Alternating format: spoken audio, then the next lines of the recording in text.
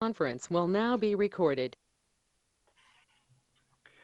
Hi, this is Chairman Brad Chase. I'd like to welcome everybody to the meeting of the Harwich Conservation Commission for January 20th, 2021. It's being conducted by remote participation. The public can view this on Channel 18. It's a live broadcast tonight. And I'd like to start off by reading a statement from the state on having remote participation meetings. Pursuant to Governor's Baker March 12th, 2020 order suspending certain provisions of the Open Meeting Law, Mass General Law, Chapter 30A, Section 18, and the Governor's March 15th, 2020 order imposing strict limitation on the number of people that may gather in one place. This meeting of the Town of Harwich Conservation Commission on January 20th, 2021 at 6:30 p.m. will be conducted via remote participation. Specific information and the general guidelines for remote participation by members of the public and or parties with a right and or requirement to attend this meeting can be found on the Town of Harwich website at www.harwich-ma.gov. For this meeting, members of the public who wish to watch the meeting may do so via recording on demand on the Harwich Channel 18 website or on our Town of Harwich YouTube page. So thank you all for attending. We have a good list of notice of intents to go through tonight on the agenda, but we're going to skip ahead to take care of a request for certificate of compliance for 9 Highland Avenue, map 34, parcel X1-2, SE 32-529. It was for a construction of a single-family dwelling and septic system. Mr. Chair, if you want, I'll take it. And then I do believe Attorney Litchfield is on if there's any questions. Thank you for taking this out of order. It'll save Attorney Litchfield from having to wait till the very, very end of the meeting. So this permit is about 30 years old. A cert of compliance was brought in front of the commission in 1992, and there was a deck configuration issue. It was then brought back in 1994, and there was a drywall downspout issue. I had Nikki looked at the minutes and reviewed the file. The deck was not an issue at that point in 1994. She says the area is well vegetated and has changed ownership twice since this permit was issued. Didn't get caught in the real estate transfers, and it did get caught this time. You had an attached letter for the resolution of the downspout issue, and we would recommend approval of the plan with making the as-built plan the plan of record for this property. Any future work would obviously have to come in front of the Conservation Commission.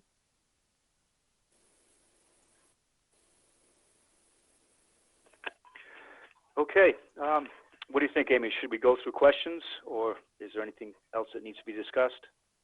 I don't have anything else. If Attorney Litchfield would like to add anything, maybe now's the time. Other than we can go through the commissioners if you wish, whatever. Okay. Thank you, Amy and Mr. Chairman. Bill Litchfield, I'll be very brief. We appreciate your taking us out of order. It's 34 years late, and to the degree that you can move through this, I'll certainly try to answer any questions, but we appreciate your consideration. Okay, well then I guess I will ask the commissioners if they happen to have any comments or questions, and I will start with Stan. No comment, Brad. Okay, thank you. Carolyn? No comment. All right, thanks. John?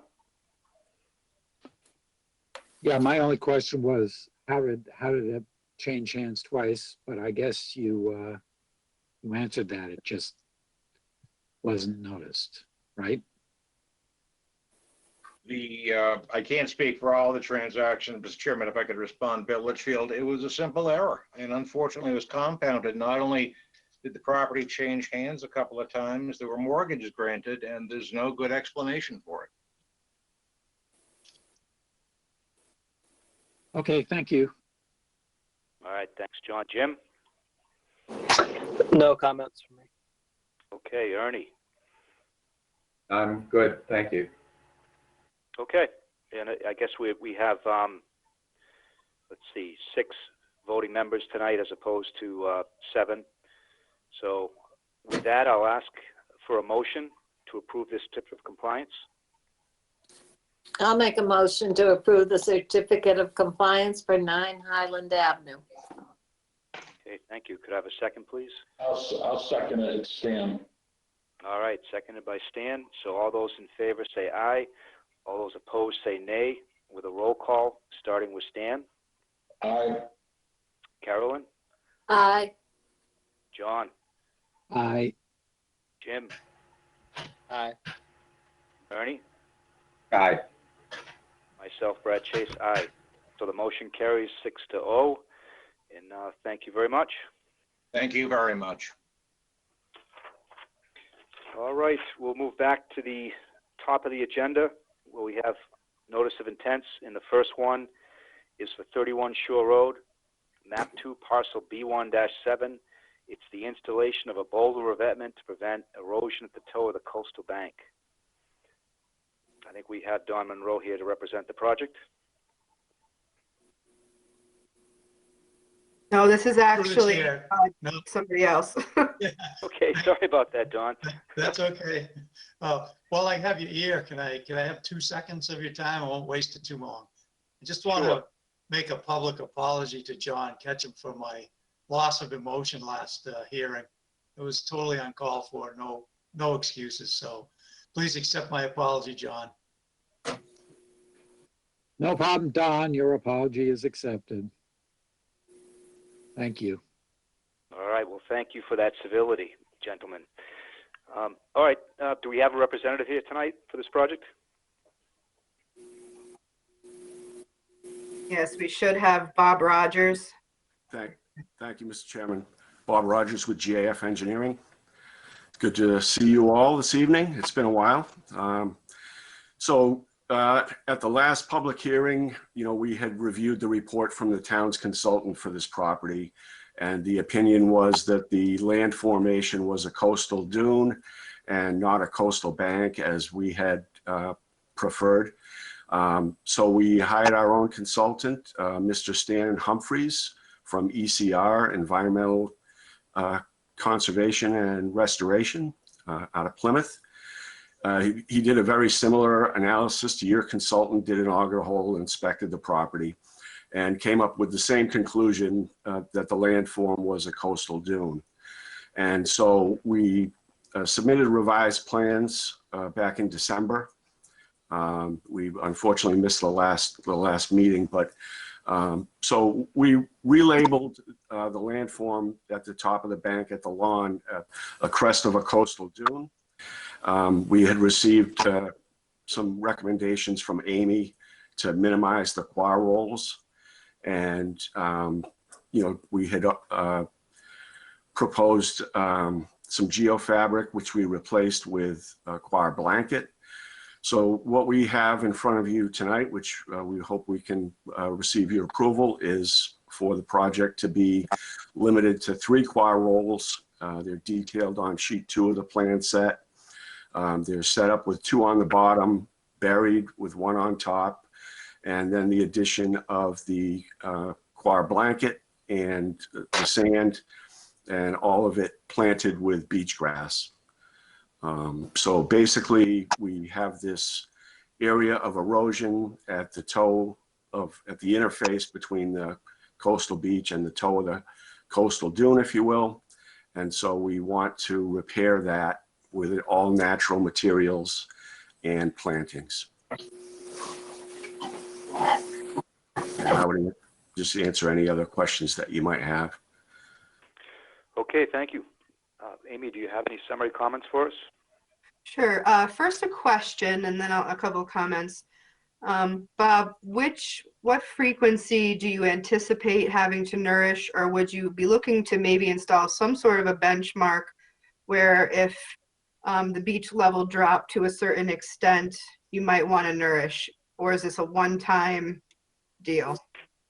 Well, I know we talked about this. Thank you for reminding me. So what we want this initial repair to last as long as nature allows, certainly, but we would like to have a special condition which would allow and mandate really, the addition of sand and replanting of beach grass if necessary. So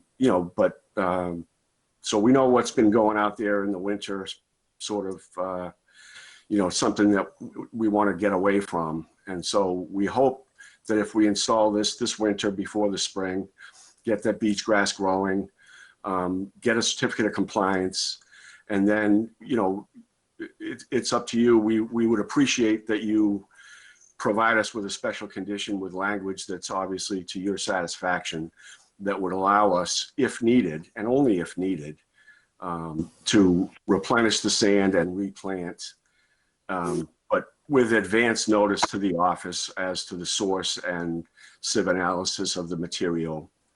And then if that doesn't work after a few iterations, then, we would certainly be trying to do something that's a little more resilient.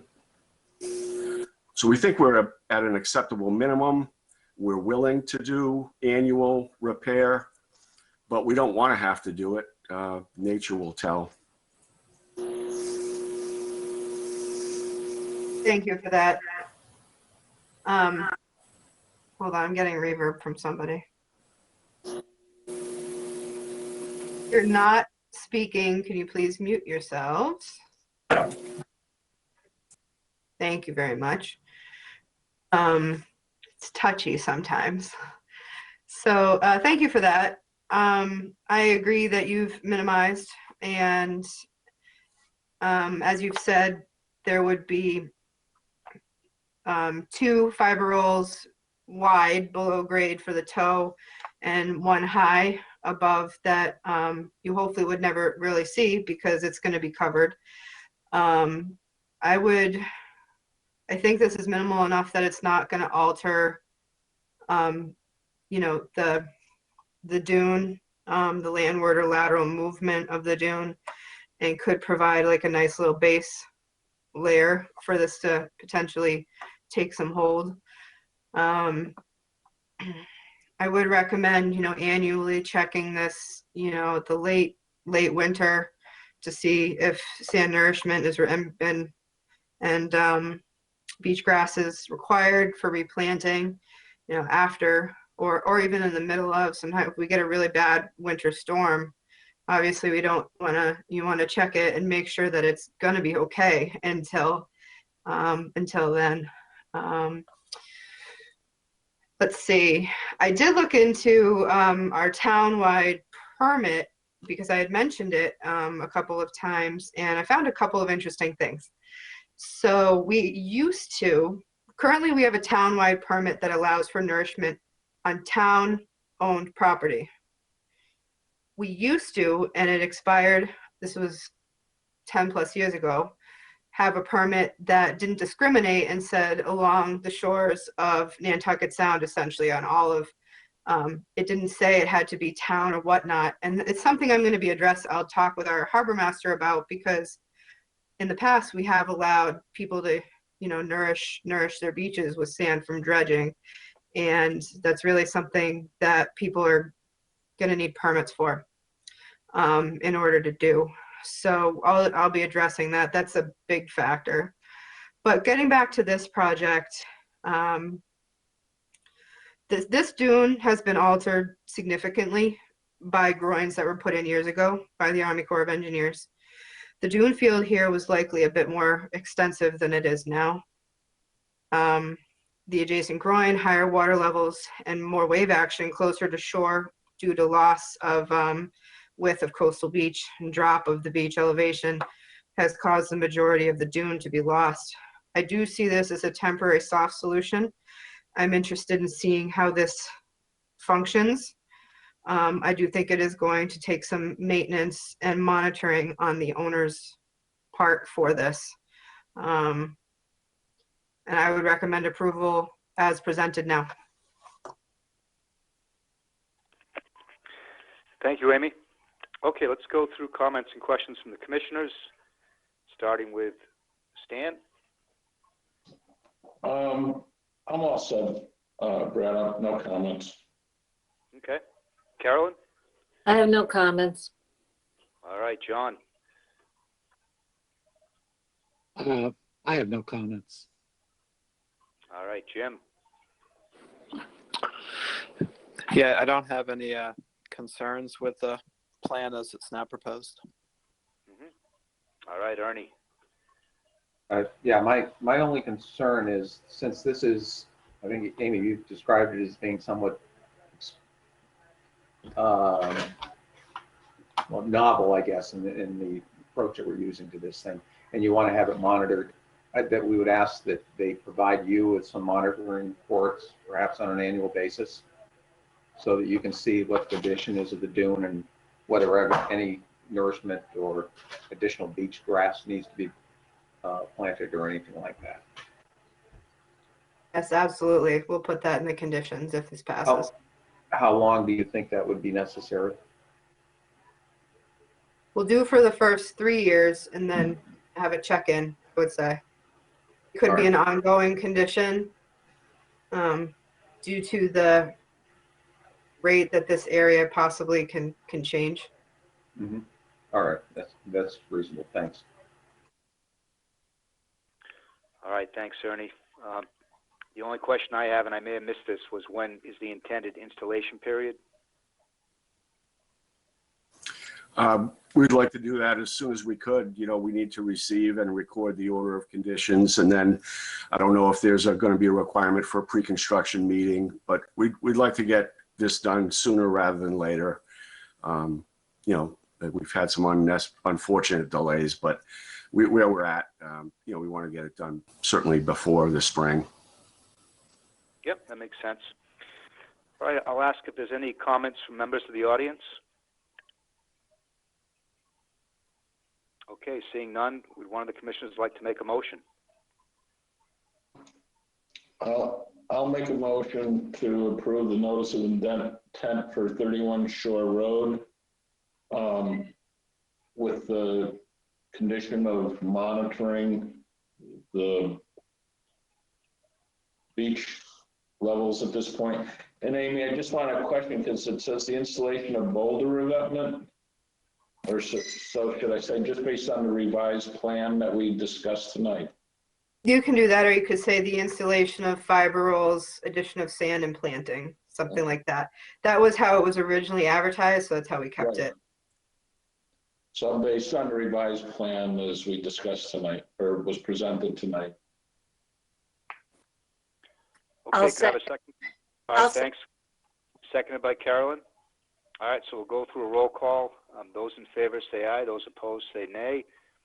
Starting with Stan. Aye. Carolyn. Aye. John. Aye. Jim. Aye. Ernie. Aye.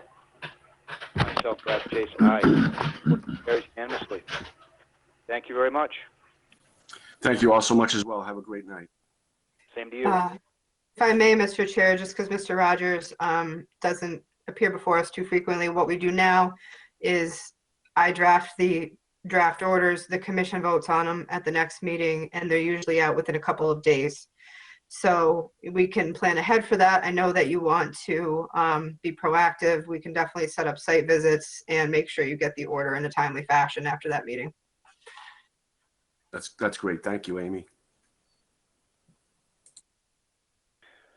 Okay, next on the agenda we have 2 notice of intents for 18 Captain Todd Way, and I believe we're continuing to the next meeting. Is that correct, Amy? If you just want to announce what each of them are for, you can continue that. You can have one motion if you want to continue the both of them until February 3rd. Okay, thanks. So next we have notice of intent for 18 Captain Todd Way, map 103, parcel W1-21. It's a proposal for a new dwelling.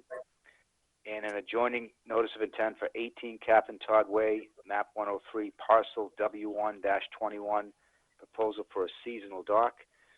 They've asked for a continuance until February 3rd, 2021, and I move that we grant that for both. Could I have a second, please? I'll second. All right, seconded by John. So we'll approve with an A or nay. Roll call starting with Stan. Aye. Carolyn. Aye. John, Look, is there eventually? Aye. Jim, Aye. Ernie, Aye. myself, Brad Chase, aye. So the motion for both notice of intents carries. They're continued until February 3rd. What's that? All right.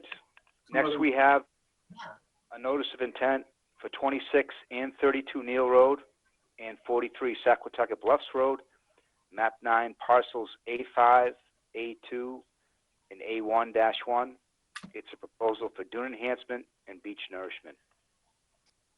Through the chair, Don Monroe, representing the Peter Lambertus, who's the owner of these properties. Do it.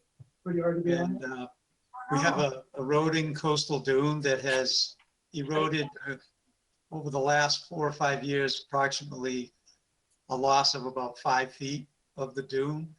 And the owner has in the past bought dredge sand and placed it on this particular beach.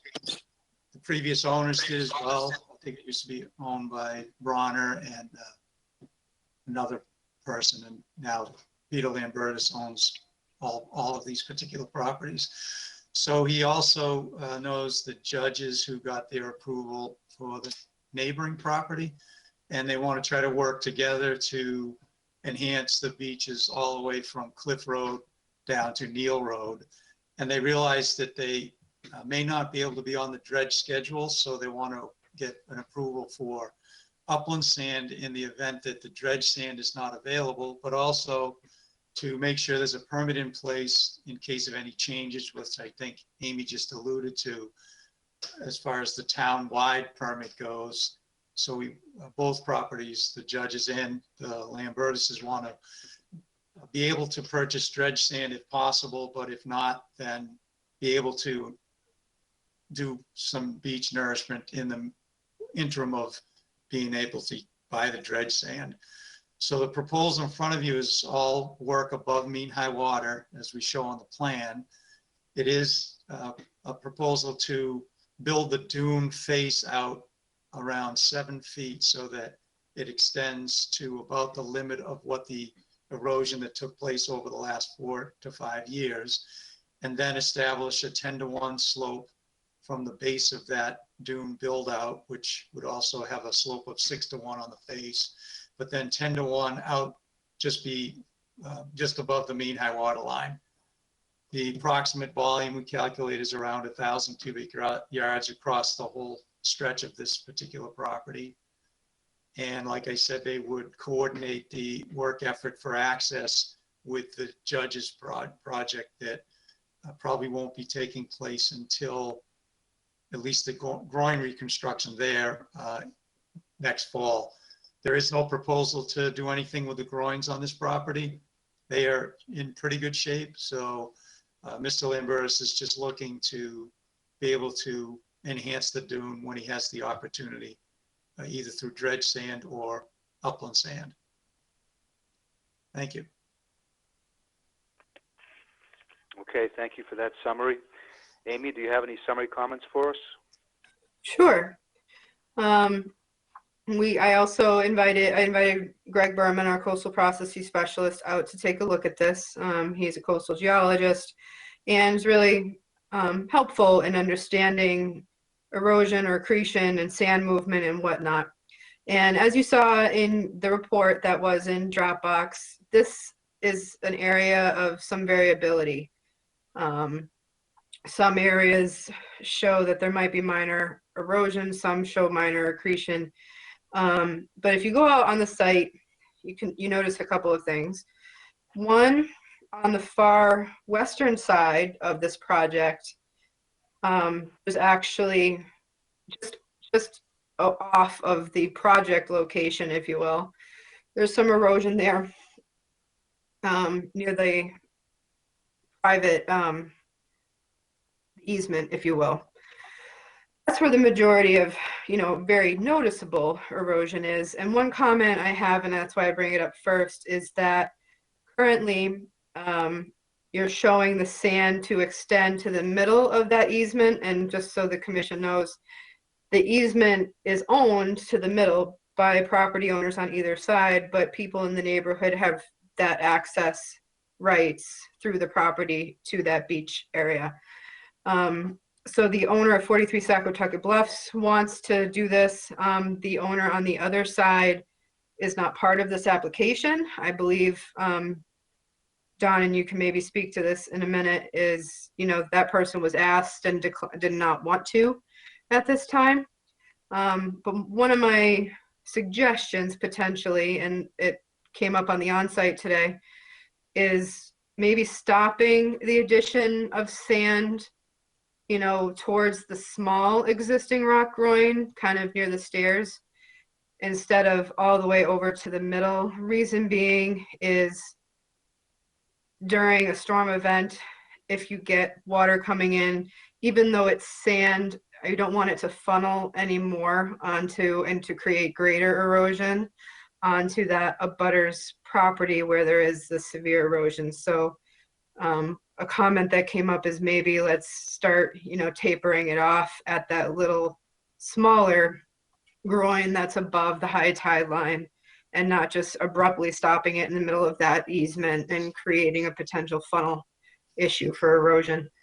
Other than that, I look on the project pretty positively. Nantucket Sound is, or, you know, this beach area, the intertidal area is sand starved. What we are seeing is, whether or not there's massive erosion going on here or not, what we are seeing are these more frequent, higher, you know, intensity storm events. And we are seeing that coastal beach, the area between mean high and mean low water, is decreasing in width. And what happens and what will happen is, as wave action gets closer and closer to the dunes, it really does start eroding a lot more away. So this being a soft solution, there is no fencing proposed here. It is just sand, building up dune a little bit high enough above the high tide line that hopefully it will take, doing some planting. I am doing it with the compatible beach sand, not screened bank sand, but beach sand. I view this as a positive.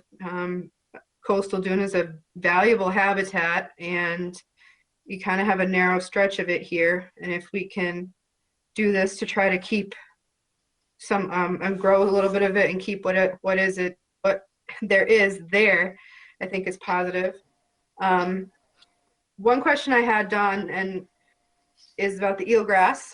I had mentioned it, I think, and you, to see if maybe somebody from your firm how they had identified that to be far enough offshore that it was not an issue. Yes, sure, through the chair, to answer that.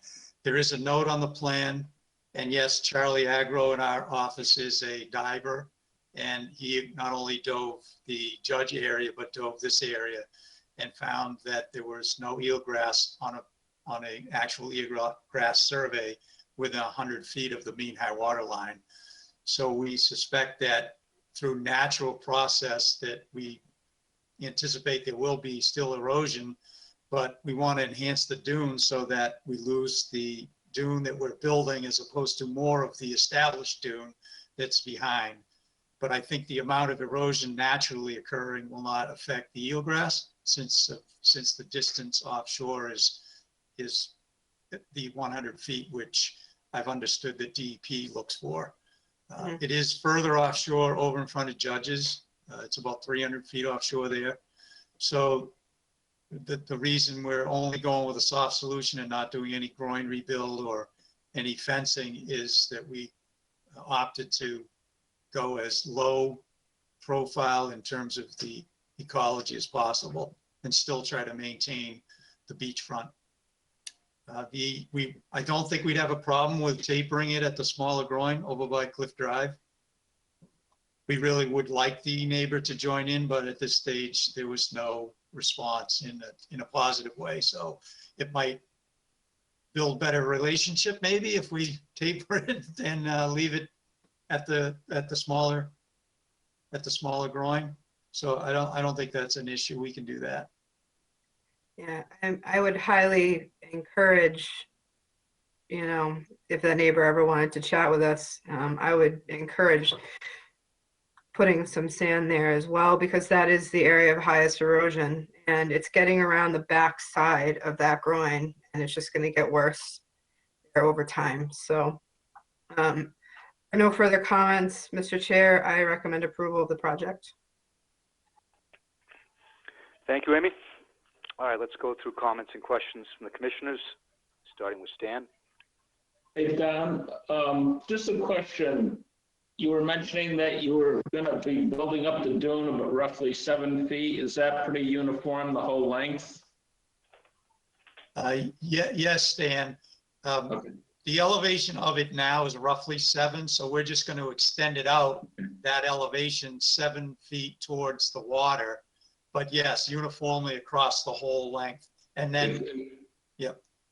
Except for that one section that Amy was just talking about, that's the worst spot there. So that would probably have been a little bit more than that if you could do it. Yeah, we still were planning to build it out about 7 feet towards the water, but it would have required more sand because you're right, there's a bigger pocket there. Right. What we'll do is where the groin, the short groin ends, we'll taper. We'll take like the eastern edge of that groin, draw a straight line perpendicular out to the water, and then taper everything back at a 10-to-1 slope back to the east, so that it blends down, so it doesn't create that funneling effect. You know, not aggressively. We're still going to get some funneling because that's the natural area where it wants to erode, like Amy's pointed out. So Right. We're kind of stuck with that, but we'll do our best to blend it better. Yeah, as Amy said, looking at it, we were hoping that if the adjoining neighbor would, I think the preferred thing would, we could go all the way up to that groin if they were to agreeable, but that would be the best. But all right, thanks, Don. Thanks, Stan. Carolyn? In your application, you mentioned the use of heavy machinery on the beach. You mentioned a large excavator, a front end loader, and dump trucks, plural. Are all those absolutely necessary? That could be some typo, maybe. The dump trucks would only be used to get the material over to the judge's area where we're accessing off of Neal Road. And then we would really only need a front end loader on this project, so we can strike the excavator. There's no need for an excavator out here. So I can change that because the front end loader is all we really need. Yeah, it did look a bit overkill. Absolutely. And then I had a question on the time frame for the vegetative protocol. You requested as soon as weather permits or a first full growth season post-construction. So it seems to me that this should be planted as soon as possible. Yeah, that's good. That's a good observation. So sometimes these nourishment projects take place in the fall. And so the next growing season or best growing season would be the spring. But we're anticipating we want to do this project in conjunction with the Judge project, the nourishment portion of the Judge project, if we can this spring. If not, then it would be the spring of 2022. We wouldn't do a nourishment in the fall for that very reason, Carolyn. We wouldn't want to wait another season to plant because we want the full spring and summer growing season. So if we do the project this spring, then we will plant it. We will plant it before the middle of May because it's primarily going to be beach grass, which it germinates the best at that time. So that's the intent.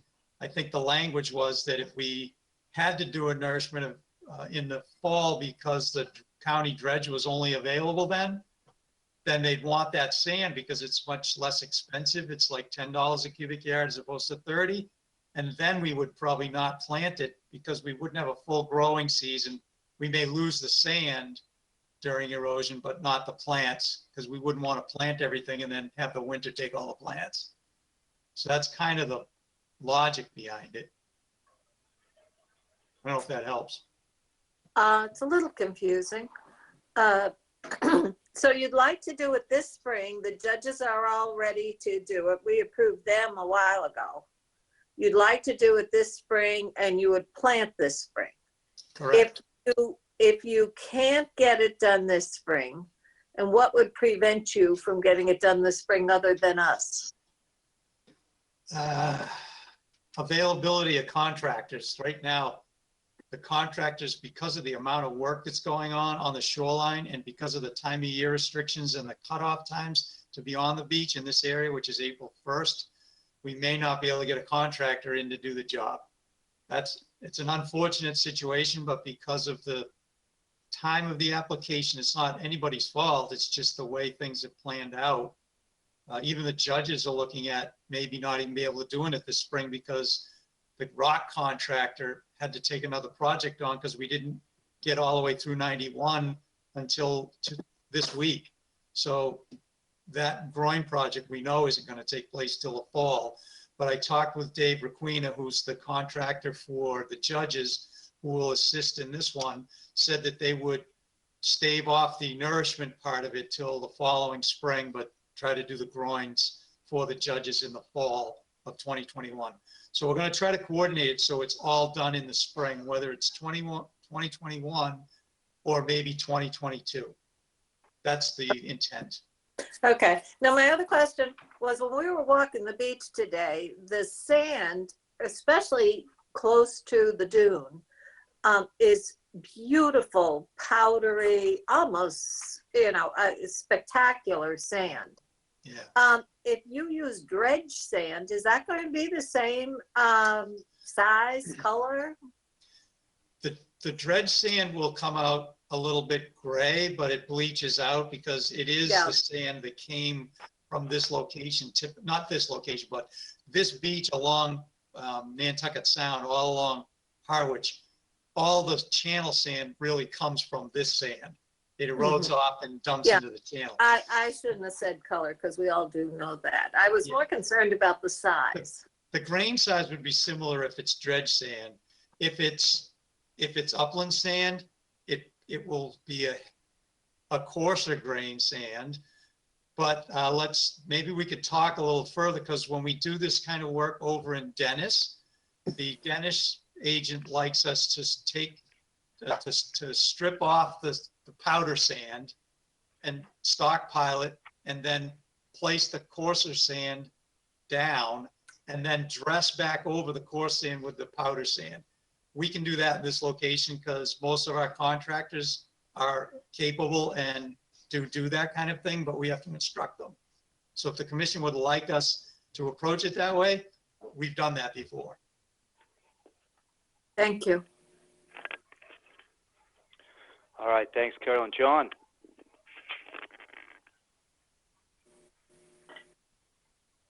Yeah, I don't have any further questions. This seems like a good idea. It's just too bad it can't be taken all the way to the western edge. Through the chair, just to speak to that, Mr. Lambertus has had a number of conversations with that particular neighbor, and I think he's part of the association. And so the rest of the association, along with Peter Lambertus, is trying to get him to allow at least the association possibly to amend and approach the commission at a later date to try to fill that whole cliff drive in up to the groin. So unfortunately, you've got a lot of input when it's an association, so it's a little bit cumbersome. So we're hopeful that we'll get through that and be able to accomplish the very thing that I think we're all concerned about, and that's that cliff drive section. Okay, thank you. That's all, Mr. Chair. All right, thanks, John. Jim? I don't have any further comments. Okay, thanks. Ernie? Yeah, I agree with what Carolyn brought up, and Don, your suggestion to strip off the sand and then replace it once you get this coarser sand down, I think makes good sense, and I would like to see that. I'd be in favor of that. The other comment you made that is troubling to me is you mentioned that the eelgrass is between 100 to 300 feet off the shore. You know, I suspect that if you went back 15, 20 years, you would have found that eelgrass a whole lot closer to the shore than it is now, probably, you know, within 20 to 50 feet of the shore. A lot of that, in my mind, is due to the lawns that are on the top of that bluff. And if you look at the grass up there, it's obviously that they're well manicured. You know, Amy made a comment about how beautiful it would look up there if there was meadow between half of the houses up there, as opposed to, you know, lawn that's fertilized and has all this other stuff going into it that ultimately is affecting the whole shoreline. So, you know, he's looking to make an impact to the beach, but he doesn't appear to have any consideration for what he's doing below the water line with what he's putting on those lawns up there. We seldom have an opportunity to impact this sort of mistreatment, I think, of the natural resource areas. And, you know, when we have an applicant come to us for something like this, then I think it behooves us to put a restriction on the rest of the property to prohibit the use of fertilizers on those lawns. And that's a condition that I would strongly be in favor of imposing on Mr. Lambertus if we went ahead with this project.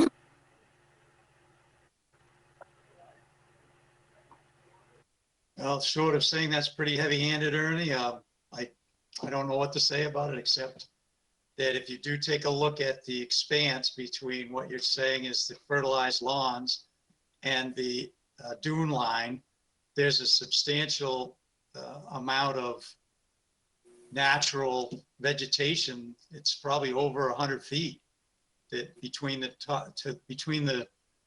dune that's eroded and the flood line that I'm looking at that's on our plan.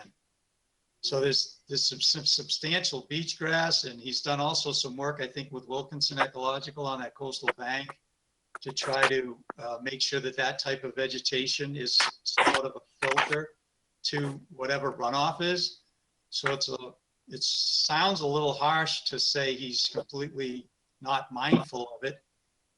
I guess that could be an opinion, but he still has done some substantial restoration on the bank, as well as trying to maintain the beach grass that's growing between the top of the coastal bank and the top of the dune scarp. Yeah, don't take it the wrong way, Don. I'm not saying he's not mindful of it. I'm thinking that a lot of homeowners along the shore like that are negligent about it. They just don't understand. I would be willing to bet, given the expansive lawn up there, he's putting down hundreds of pounds of fertilizer every year on that property.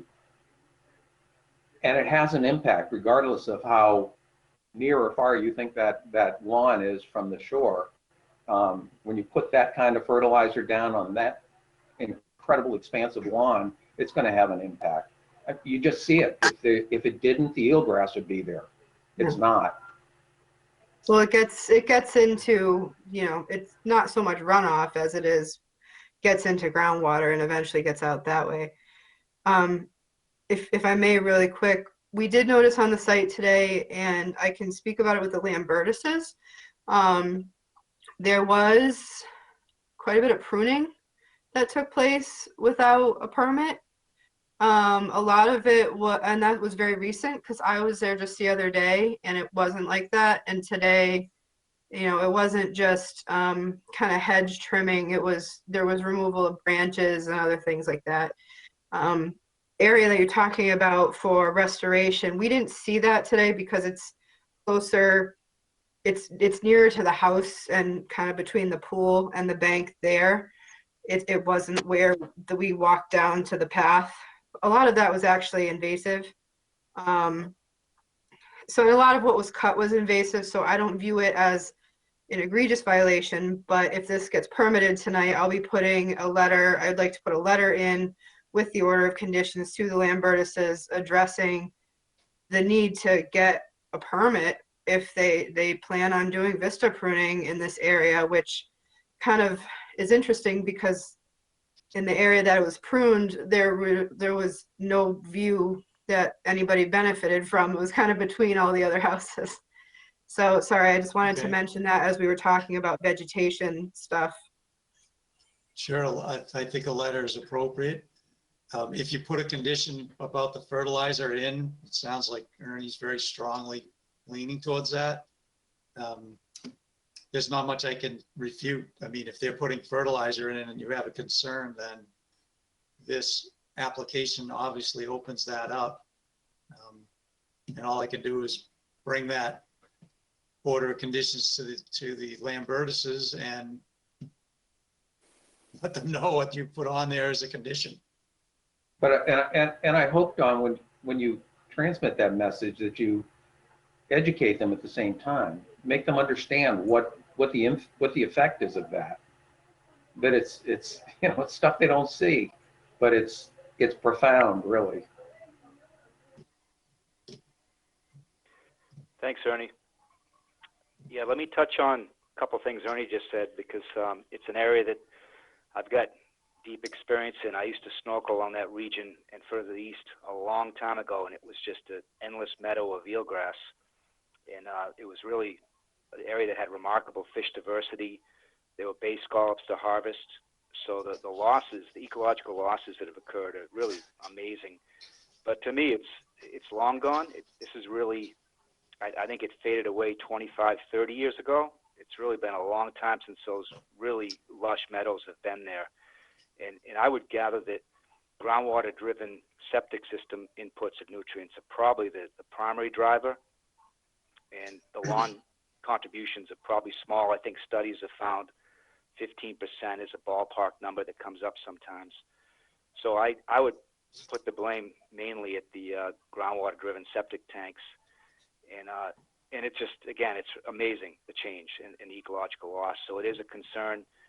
And I think we should probably come back to this as we discuss conditions, because I'm not certain that I support conditions that aren't directly related to the scope of what's being done with the project. So I think we should discuss that. But I had a couple questions for Dawn. First of all, you did mention Eelgrass Survey.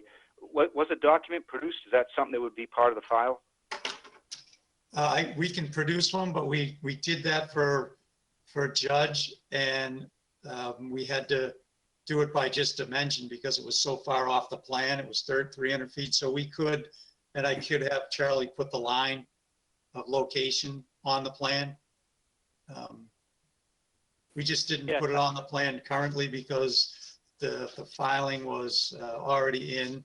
The Eelgrass survey was done back in May or June of this last year. So we just probably didn't update it. But yes, I can have Charlie put it on the plan. Okay, thanks. It'd be helpful for future consideration. Yep. And then at some point in this discussion, I think it came up whether the dune that's created would be a structure. Is that the case? And is there any, regulatory issues with that? Maybe Amy or... Yeah, sure. I don't see this as a structure. I see it as a enhancement of a wetland resource area. There's no structural, they're not putting down any filter, any type of fabric, anything. They're just growing the dune. So I don't see this as a structure. Yep, that makes sense to me.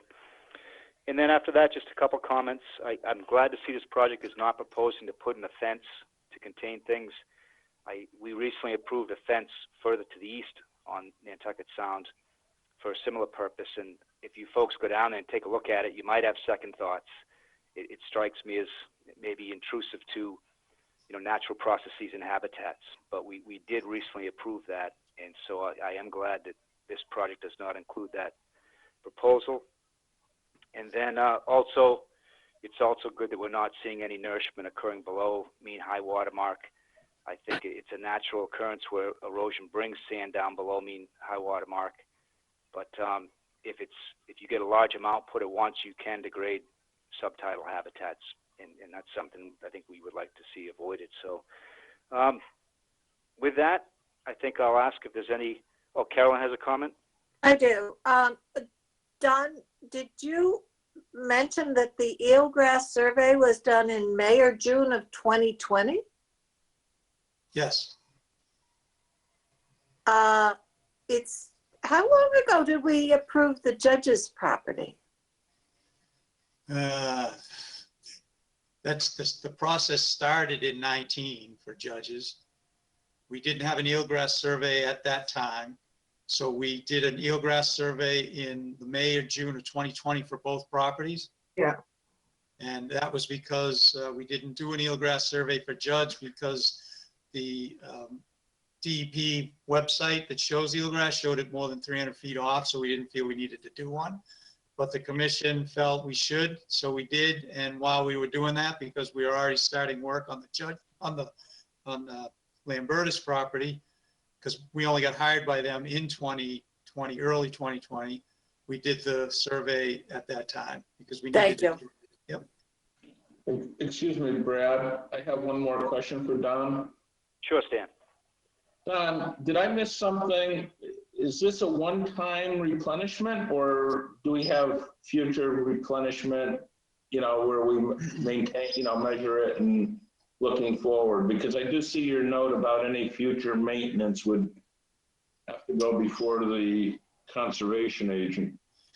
Yeah, so this particular activity is proposed to be a one-time because we want to just build the dune out this one time and then it probably will erode, but we'll want to do some kind of annual monitoring.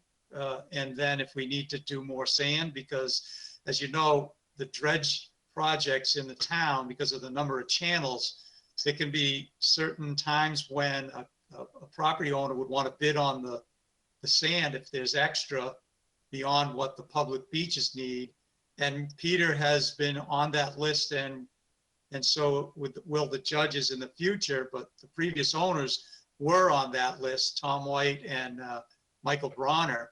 So we would want the same opportunity here. So we need the permit in place to receive sand, but we would want to monitor it based on the profiles we've submitted under section, the sections AA, BB, and CC.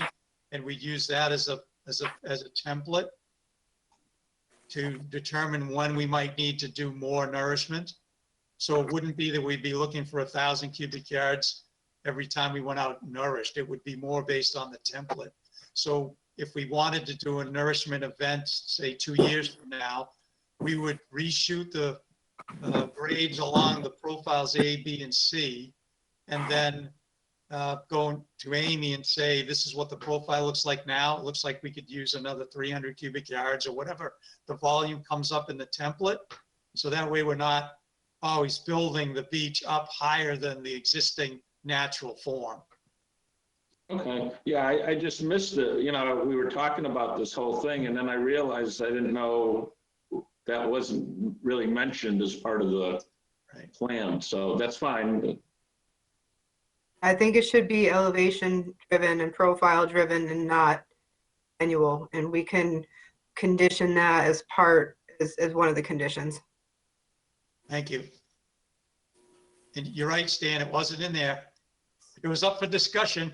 Well, that's why I said, did I miss something or what?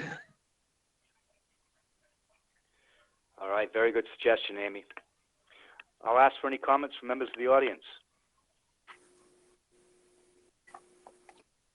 All right. Mr. Chairman, can I just make a comment, which is, I'd just Sure. like to thank Ernie for bringing up the fertilizer thing because I think it is an important consideration. And I think even if it's only 15% town-wide, every little bit helps. And I don't think we should let this fall off the table. I think we should find a way to make the point. There's a couple of acres of well-groomed lawn there, and there's got to be a lot of fertilizer going down. And I would be very much in favor of finding a way, whatever the appropriate way is, to put a stop to that. Thanks, John.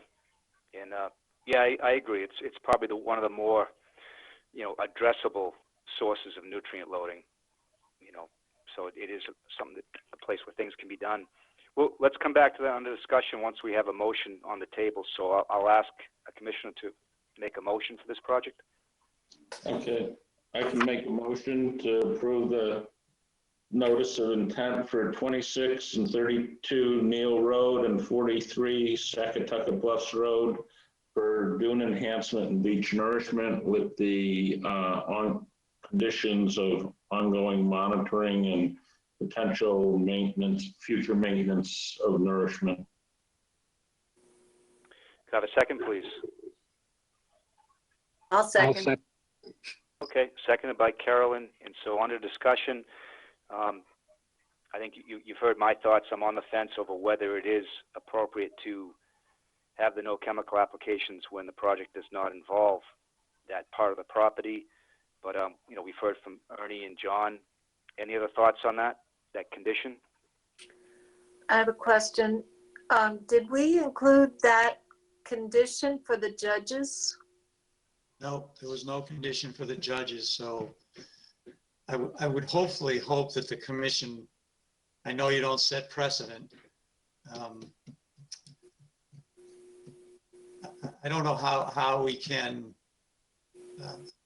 ask for a continuance to try to refute what might be a condition that would be singling out this particular property and not the rest of the town.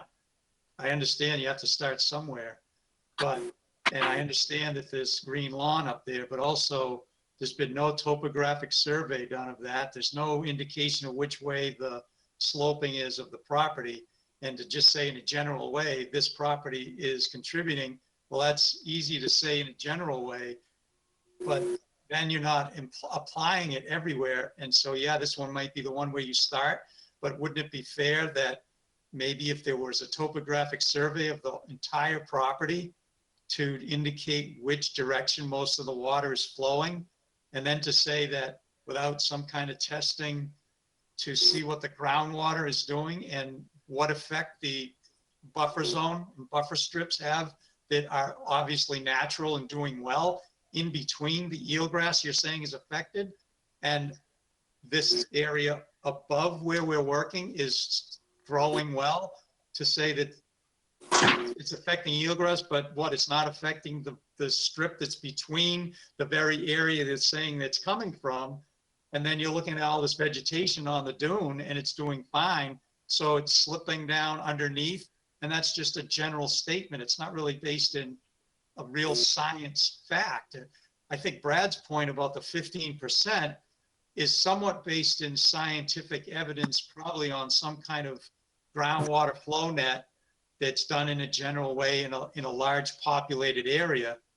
But it's just hard to see that we've got a property that's next door and you didn't enforce something there, and now we're going to enforce it here. And having worked with Peter Lambertus over the last year and a half on trying to come up with a solution that he thinks, and I do too, thinks fits the environment as opposed to the neighboring property, where Peter, looked at a design of a fence and said, thought about it and contemplated for 2 or 3 months about it and didn't want it, and didn't want to upset the groins because he doesn't think that that's the important part of his property that he needs to look at to make it resilient. He looked at the dune and he's going through some challenges right now too. So to bring him more information that's going to be not what we expected. But that's, I don't want to bring that in because it's private, but still, it's going to be a difficult thing for me to bring to him. That's all. Yeah, John, just, I'm sorry to launch that at you. And one of the things that, Brad, we've got these studies showing the impact of fertilizer and nitrogen on all of our coastal resources, as well as septic systems. We can't deal with the septic systems. We can deal with the nitrogen loading. And, I think it's shame on us if we didn't put it on the judges, because I remember there a lot, and it was not much different than the one we're talking about here. You talk about topological surveys and all that sort of a thing to watch, to determine which way the groundwater is flowing and all. I mean, we obviously can't fund that kind of a study for each individual piece of property. I mean, if Mr. Lambertus wants to refute the order that we, or the terms of the conditions that we put on his property by doing this sort of a study, that's fine. I have no problem with that. But I don't think that there's any, there isn't any doubt in my mind that the hundreds of pounds of fertilizer going on that grass up there isn't impacting the resources underwater off his beach and, you know, along that whole shore there. So as you say, we have to start somewhere. We are imposing this sort of a condition on other properties now. You'll see more of that, certainly if I have my way going forward. And we have to start somewhere, but nonetheless, I mean, we have done it before. It's not new. And, you know, I think that this property in particular, given the expanse of it, given the amount of grass that's on top of that dune, it just begs for this sort of a restriction. Mr. Chair, may I make a comment? Sure, Amy. So, with all the respect, and I completely agree that we need to, you know, really put on the no chemical application on most properties. I think the way to do that is through the bylaw, a regulation change, and stating that, and stating very clearly, if you want to do that, that every project that comes before the Conservation Commission will be subject to those regulations. We don't specifically state that now. And I think the difference here, going back in my memory, the projects that we impose that regulation on are for projects typically that are landscaping, house, something of that nature. I do think that it would be a stretch here because this project has only to do with building of coastal dune and beach. They're not making any changes to the house or landscape up there that they would be changing lawn. I just think from a regulatory standpoint, and that's where I'm coming from, not from, I mean, in a perfect world, there wouldn't be fertilization. But from a regulatory standpoint, I think it would be potentially difficult to tie these two together. It's two completely separate things. They're not doing anything to the lawn area, to the house area. They're enhancing a dune. So that's Amy, my two cents. Yeah, Amy, if I may, I think trying to put that kind of wording in our regulations on a general overarching basis would be very difficult. I don't see these same restrictions applying for, say, a floodplain area as I would a coastal dune. Similarly, you know, if you apply the logic that you've just given to us, then you should not be citing them for the trimming that's been done that you saw up on the top of that bank. That's irrelevant to it. It's no different. The fact that we see grass that's a pristine lawn up there indicating that fertilizer is being applied, it's no different than seeing cuttings going on up there and then citing them for that. It has no relevance to the coastal dune work that they're doing. I don't make the connection that you're making if that's the argument that you're presenting. Well, I have to chime in too, if I can, through the chair. Yeah, briefly, Don. Yeah, I do agree with Amy. I don't agree with Ernie, with all due respect. I think there is a disconnect. I don't think there's anything about performance standards that we have to comply with nitrogen loading on the lawn up above that has to do with a project with a dune enhancement. You can't make that connection regulatory wise, so it would be probably an automatic appeal for a superseding order to the state. I know then you'll have a bylaw that we have to appeal to court within 60 days, but it would probably be through your town council, possibly remanded back to you if a superseding order was issued, because DEP is not going to make the regulatory connection because there's really no, I understand that commissions have the leeway to impose things, but this seems to be, and that's why I felt a little taken aback. It's exorbitant because it's not part of a Dune application that you have to meet a standard that has to do with nitrogen loading in the upland. I don't see where I mean, if we're doing an elevated walkway over a dune, there's performance standards you have to meet. So Don, how do you propose that we deal with these issues then? Well, I think Amy's on track. I know you don't think that you can get the language, but Wellfleet has language about beach nourishment along the shoreline down there. They've got it in their bylaw that anybody that does any project in the coastal area within 100 feet of the top of the bank, they're going to be subject to a regulation that they put into their bylaws that say they have to do beach nourishment. They put it into their regulations. So I think you can.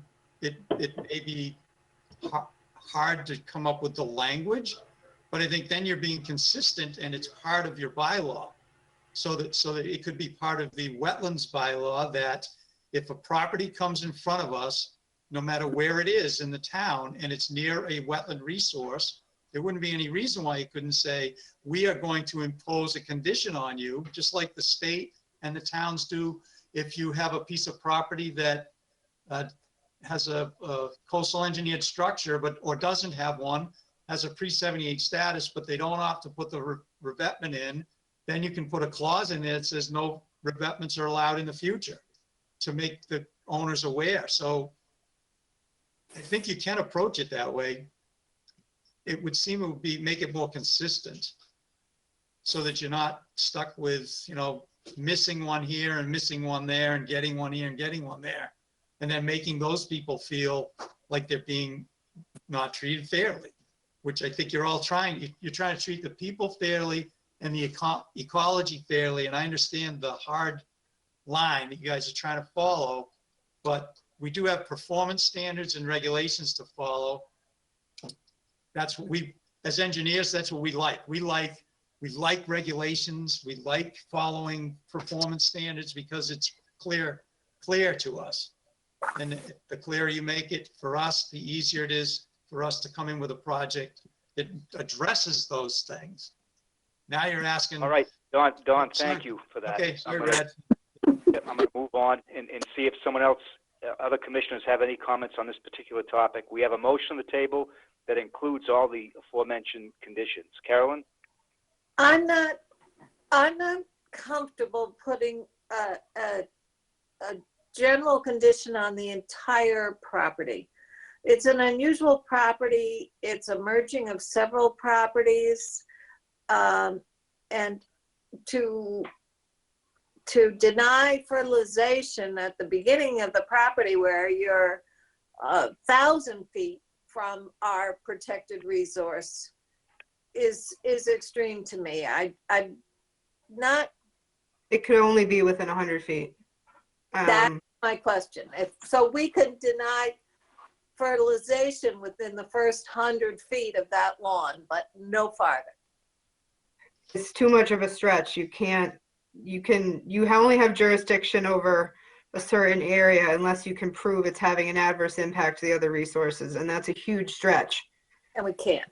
So if we put our restriction could only be no fertilization within the first 100 feet. That might be amenable. Brad, may I chime in? Yes, Jim, please. I'm just looking at our regulations, and so we have regulations on lawn that are really very clear, and the regulation is that within a wetland resource area or its 100-foot buffer zone, no fertilizers, herbicides, pesticides, fungicides are permitted. There's not even any exceptions for that, and it's unclear whether. I mean, by looking at our regulations, that regulation is already in effect for that property. We haven't gone after properties until they've come before us, but as they come before us, I think it is appropriate to make sure these properties are in compliance with this regulation that already exists. There is no exception for it. It's that is our regulation. So I agree with Ernie, and I appreciate him bringing that up. All right, thanks, Jim. Through the chair. Let's see, I'm going to take Carolyn and then John, and then I do want to move along because I think, you know, we kind of hung up on this one condition. Go ahead, Carolyn. But as Jim was reading our regulation, it's only the first 100 feet. That's correct. Yes, that's correct. So we're not talking the entire property. Yeah, we have no jurisdiction beyond the 100-foot zone. John?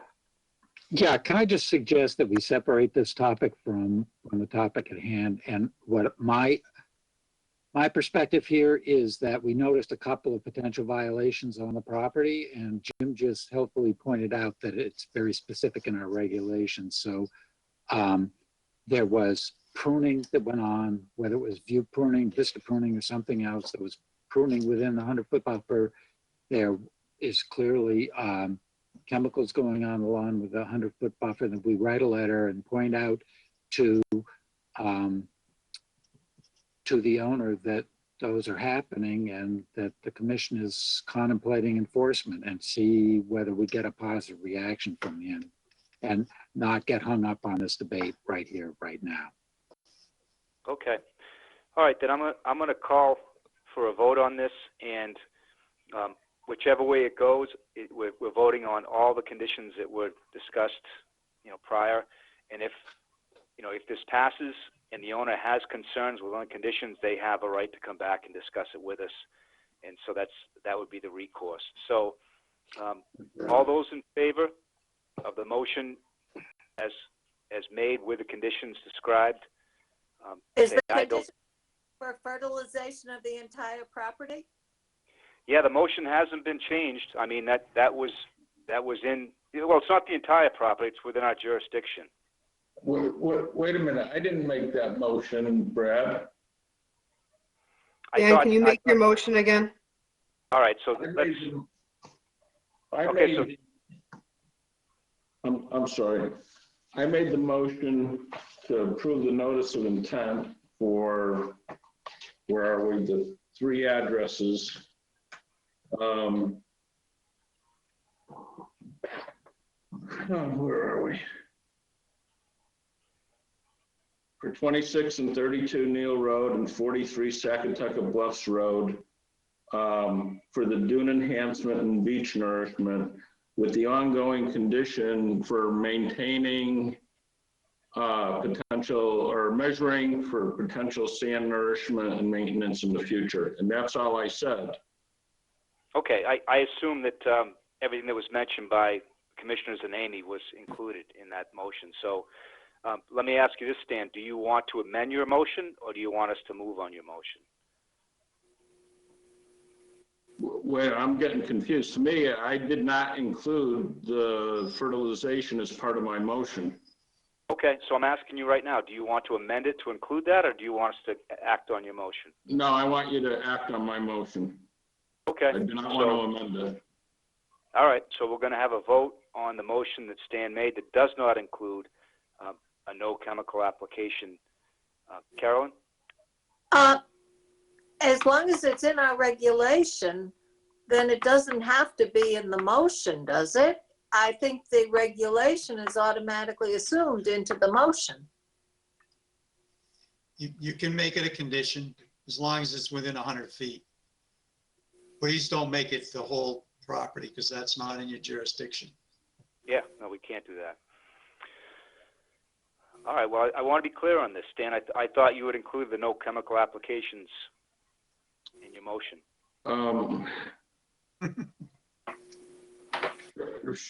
Yes, okay. Based on the discussion, then, yes, I will revise, I will include that as part of my motion to within the 100 feet, the chemical application. Okay. Could I have a second, please? I'll second. Okay, seconded by Carolyn. So all those in favor say aye. Those opposed, nay. Starting through roll call, starting with Stan. Aye. Carolyn, Aye. John, Aye. Jim, Aye. Ernie, Aye. myself, Brad Chase, aye. So the motion carries 6-0.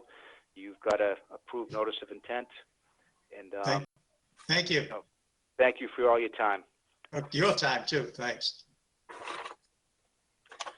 Okay, next on the agenda, we have 23 Wacquasit Road, map 5, parcel K1-42. It's a notice of intent for a float size increase. Do we have a proponent here for the project? Okay, Mark? Yes, there. Now you can hear me? Yep. Okay, cool. Yes, it's me, Mark Burgess, Shorefront Consulting, representing Mr. Weaver. This is very simple. It's a modest float expansion to the south. It doesn't decrease any of the current setbacks. It was unanimously approved by Waterways, and it's just to get a little more length on the float. Even with the length, you still have 115 feet to the closest float in that direction. The float will not be recentered. It'll stay in its current position, and the expansion is south, away from the other floats. That's all there is to it. We'll have to amend the license, but that's it. Okay, that was nice and brief. Amy, any summary comments for us? Nothing further. I recommend approval. All right, thank you, Amy. All right, let's go through the commissioners for any questions and comments, starting with Stan. No comments or questions. All right, Carolyn. I believe it's in our regulations, so I think the owners should be aware that no styrofoam is allowed. Oh, really? Let me make a note. That's a new one. Yes, that's a new one, end of last year. New reg. Our new Okay. regulations are now posted online, Mark. But we'll also be making potential bylaw and regulation changes soon as well. I can't keep up. Yeah. Okay. Thank you. We'll make note of it. You can put it as a condition, and that'll remind us because he's going to have to get a new float. So that's cool. Thanks, Carolyn. Good catch on that. John? No comments. Thank you. All right, Jim? Yeah, it appears to align with our regulations, so I've got no other comments. All right, thanks, Jim. Ernie? Yeah, just one question for you, Mark. So it's 59.5 feet from the float across the harbor from it, or from that inlet or whatever. If you moved it south, would that hit your 65-foot requirement?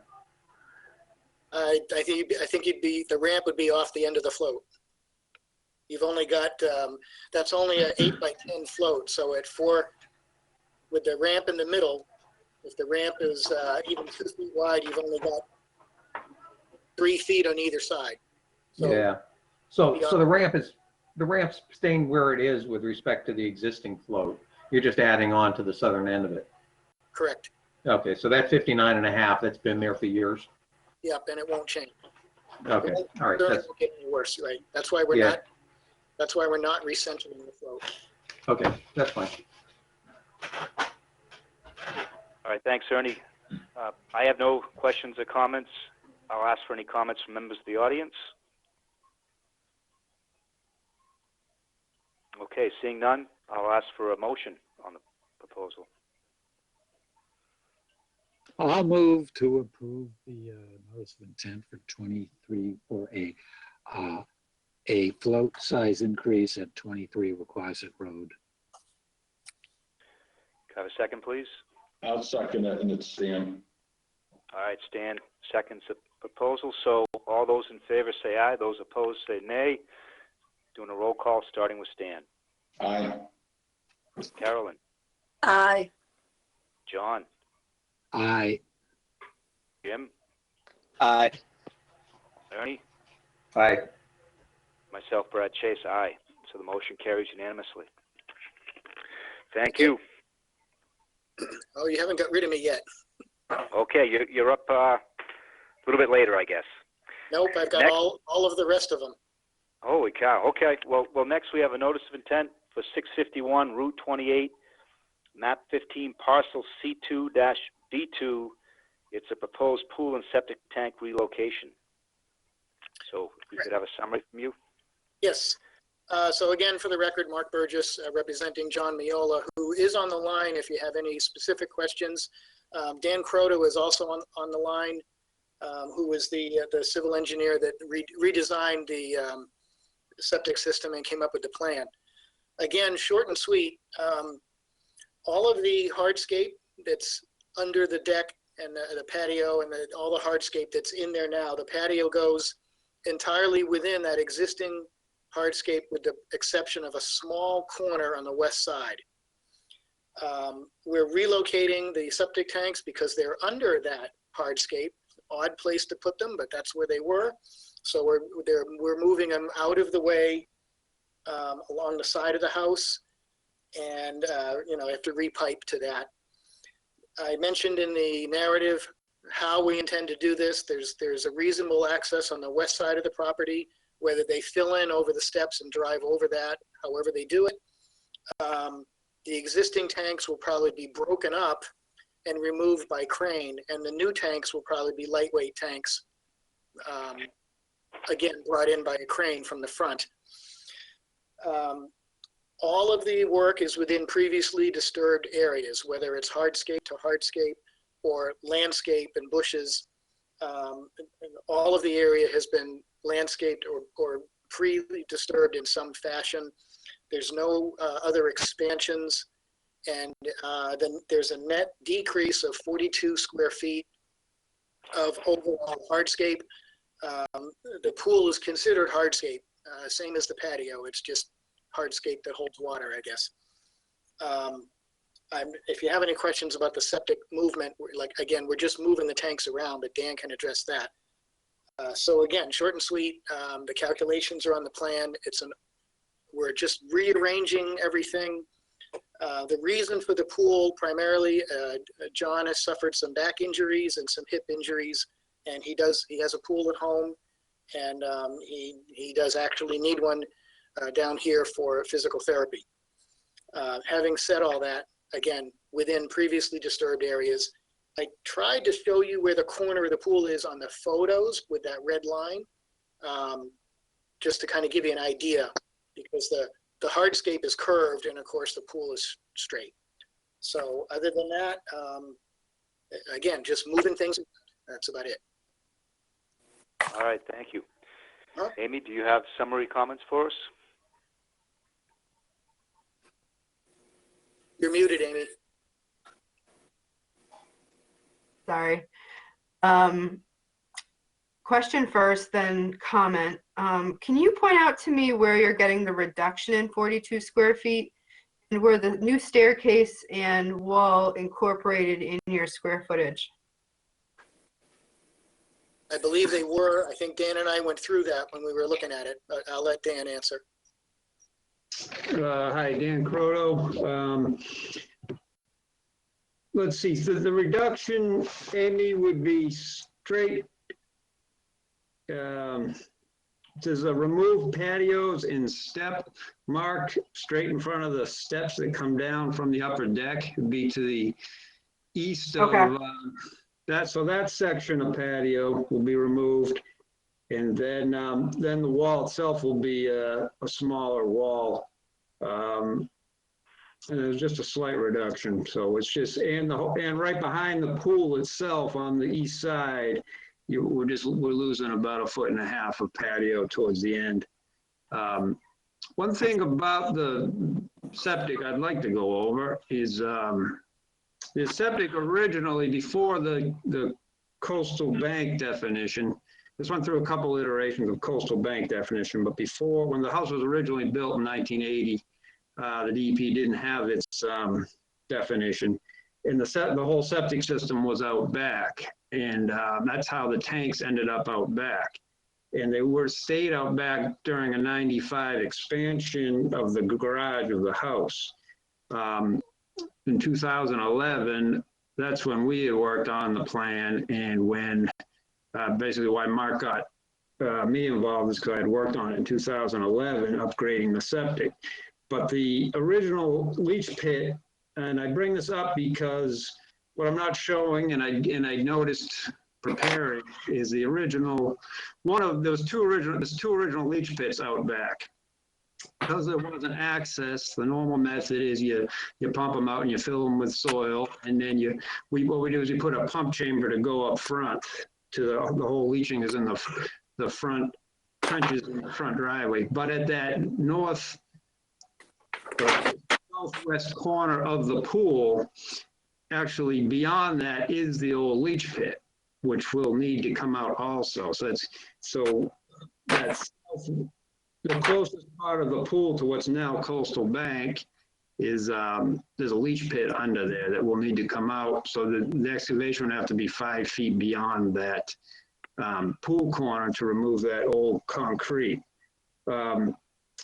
2011, the septic tank, because of the hard access, couldn't be replaced. So septic wise, this is a very positive thing. We can get rid of the 41-year-old septic tanks or septic tank out back and put in a up-to-date, it'll be a polyvinyl tanks that can be brought in just by a small machine. And those are the new tanks shown. There's the approved location of the pump chamber is actually closer to the Coastal Bank than those tanks, than the new tanks we can put in. But we can put in new correct sized septic tank and pump chamber, which wasn't possible without getting them back with machines. So I'll leave it at that. I forget even what the original question was, but sorry. You're good. You answered that too. It was the question about the where the reduction was, but you answered that. Thank you. Okay. So our regulations don't really differentiate between structure, and so a patio, deck, addition, pool, we call all those things structures, but we don't really differentiate in between.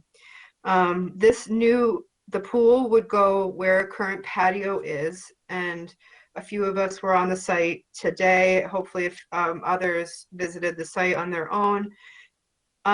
It's a pretty close-knit patio, maybe at most a ½ inch between the joints. Not what I would consider extremely pervious, and what I would consider a structure. If it was extremely pervious, or maybe just stones set in grass, I might have a different feeling about it. But I do feel like you're replacing a structure with a structure, albeit a structure that is dug in and whatnot. But when looking at footprint, you're staying within the same footprint that you have out there, even though, and it is within the 50 foot of top of Coastal Bank. So I think I'm recommending approval in that, with several conditions, that whenever any pool water is drained, that it has to be taken off site. That this is a great application, no chemical application, no fertilizers on this property, and this is on Winchmere Harbor. So with conditions such as that, I do see elimination of chemicals in here a real positive to Winchmere Harbor. I don't think the pool is going to have any additional impact to the resource area, which is Coastal Bank, and the performance standards are storm damage prevention and flood control. I don't see the pool having, and septic changes having, any adverse impact to that. He's not proposing, patio really around the pool. If you notice that on the plan, it's 2 feet wide or something, just really to be able to walk around, the pool. So I would recommend approval of the project. Thank you, Amy. Very good analysis.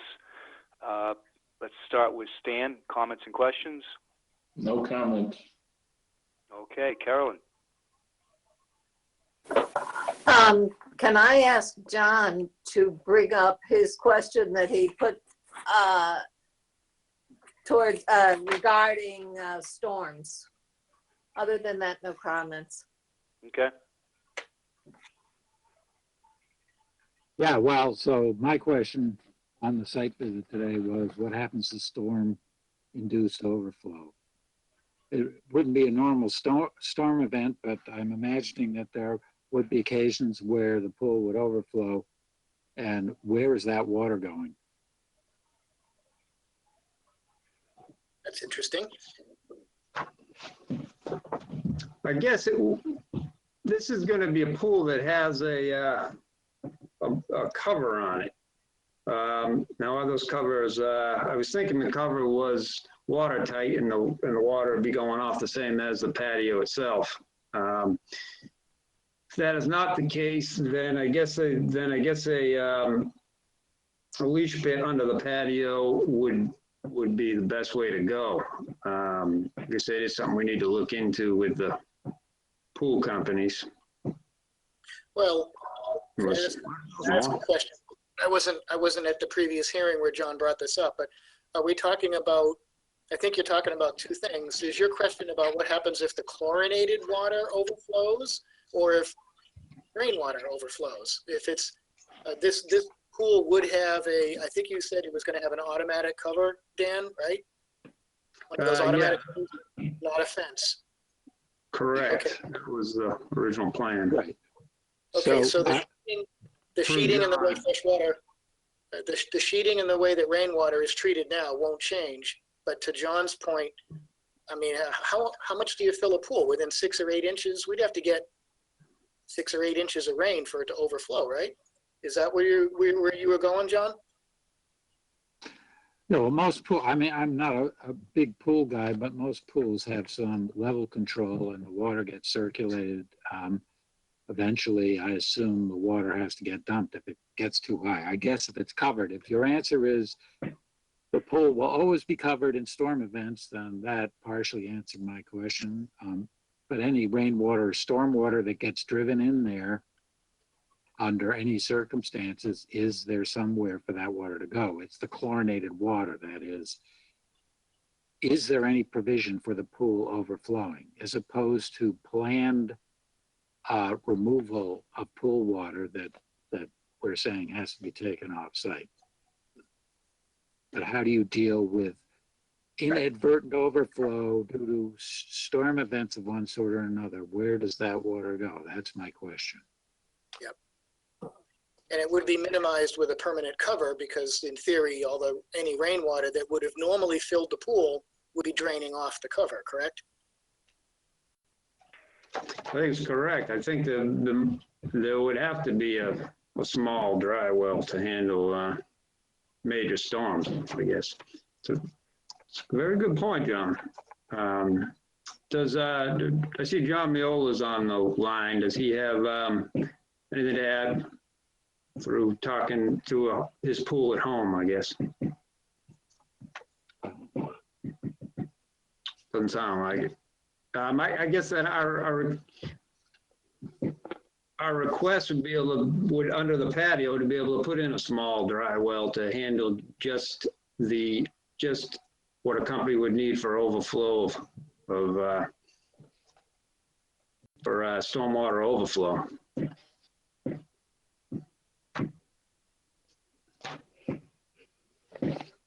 I will say, in case John Mule is on a phone, he would have to hit *6 in order to be heard if you wanted to be.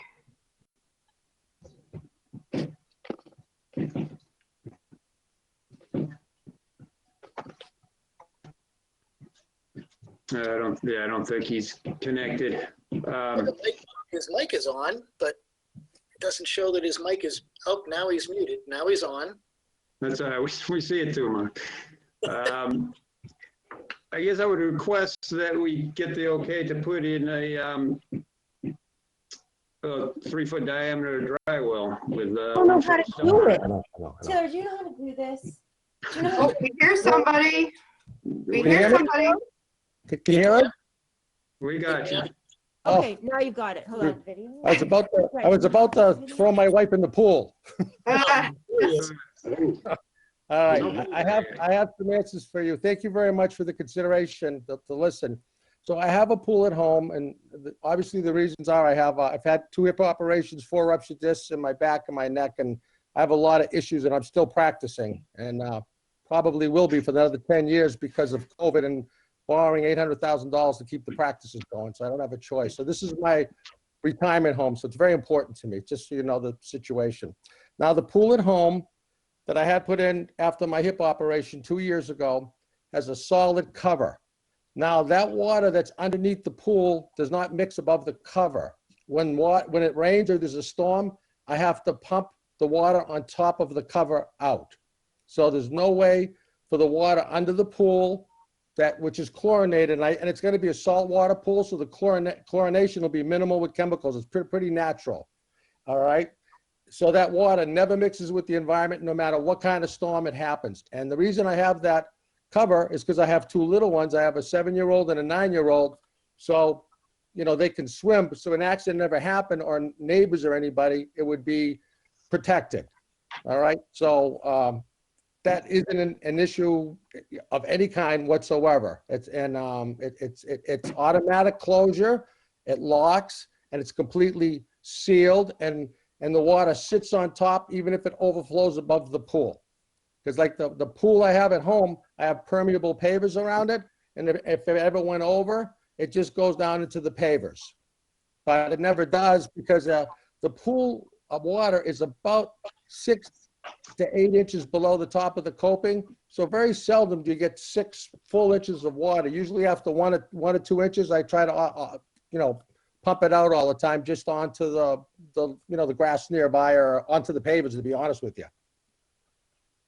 I think for that case, even if the cover's catching the pool, we would need approval to go onto the dry well, because it's all so close to the west coastal resource. But we could certainly put a dry well right under the existing patio. There's a massive leach pit right next to it, but I think that's been filled in, would have to come out. But a small dry well, I could certainly add to the plan. That was my question, Dan. If you're pulling out an existing leach pit, why can't you just use that to infiltrate the water? Because I'm pretty sure it's filled in, and it's also, the current regulatory coastal bank is right at the top of the bank. Oh, that's too bad. When it was originally put in, there was no coastal bank depicted. That's too bad. If you could take out the sand and put in gravel, you'd have it already without disturbing any of the ground. Correct, but we don't have it. Just thinking. All right, John, any more comments from you? Well, I'm not sure I understood the answer, because I thought I heard Mr. Miola say initially that he has a tight cover that stormwater can't get in, but then I heard him say that sometimes the pool gets over full, and he pumps a bit of the water out referring to his pool elsewhere, pumps the overflow out onto the surrounding area. And I think we're saying you can't do that. If you're removing water, it has to go off site. So Well, what I could do is put what I have at home, because it's all sand. The whole patio is sand underneath it, and it's not a lot of water. We're talking maybe 1 inch or 2 of water. It's a small pool. It usually takes about a couple minutes to drain it. We're only talking very small water after a storm. So what I have is permeable pavers, and I have a 3/8 joint between all the pavers, and the water doesn't pool at all. Matter of fact, when I redo the pavers, I'm going to probably do that, because the water tends to go towards the house and doesn't go into the ground. And all the ground there is basically all sand. It just goes right down, and that would more than absorb it. But that's seldom. Most of the time, the water evaporates, unless obviously there's a big storm. In that case, there's going to be water everywhere, not just on my pool, but everywhere. So you're talking about 2. Wait. Sorry. Mark, do you mind if I interject for a minute? Oh, go right ahead. Go right ahead. I'm sorry. I think we're talking about two separate things. So if the pool water itself, the saltwater pool with a little bit of chlorine, if you ever need to draw that water down, our conditions uniformly have been that that water has to be taken off site. The other thing we were talking about is if you get an overflow at a certain episode happens, then where does that go? And I think your answer there would be if you would be willing to install the small dry well that Dan was talking about to handle that, because we don't typically, this close to a coastal bank and a coastal resource area, we like to see it somehow managed and not just kind of trickle out where it will. So correct me if I'm wrong, but I think those are the two things we would condition. If pool water itself had to be removed seasonally or something, it has to take off site. Right. But on an episodic, high rain event, you would have that dry well to accommodate overflow. All right, I have an answer for you. You're 100% right, Amy. I would only need to drain the pool once a year to close it, and that obviously could go easily off-site because it's not that much water. And it goes down like 20–30%, just enough below where the drains come out. I mean, the pipes come out to circulate the water. I've learned a little bit about pools since I put it in. And basically, the water on top of the pool from any storm is the same amount of water that would be there on the hard surface anyways. So I'm not affecting anything, you know what I mean? In other words, if I change the patio and put permeable pavers down, I'm actually helping the condition. Because right now, you have a massive rainstorm, that water just comes right off the patio, goes right into the grass. And I'm not changing the grass. And so the conditions are identical to what I have now. I'm not making them worse no matter how hard it rains. Because the pool is here, it's got a glide on the side, and the cover seals into the glide with rollers, and water doesn't get into the pool. They don't mix. So John, it's safe. Yep. I'm sorry. Through the chair, I think what Mr. Miola is saying is that water will be captured by the cover if it sags. So you have like a small pond on top of the pool where the cover sags. We've seen that. That's the amount of water he's talking about that occasionally has to be removed. So that, from what I understand, could be put into a dry well, and any stormwater runoff from the patio portion of the hardscape, any remaining hardscape, would percolate around the sides of the installation. I think that's where you guys are headed. John's talking about what to do with the chlorinated water, and I think what you're saying there is no matter what, whether the pool needs to be drained because it's too full or whether it's got to be drained for the season, that water gets removed off site. Is that much clearer?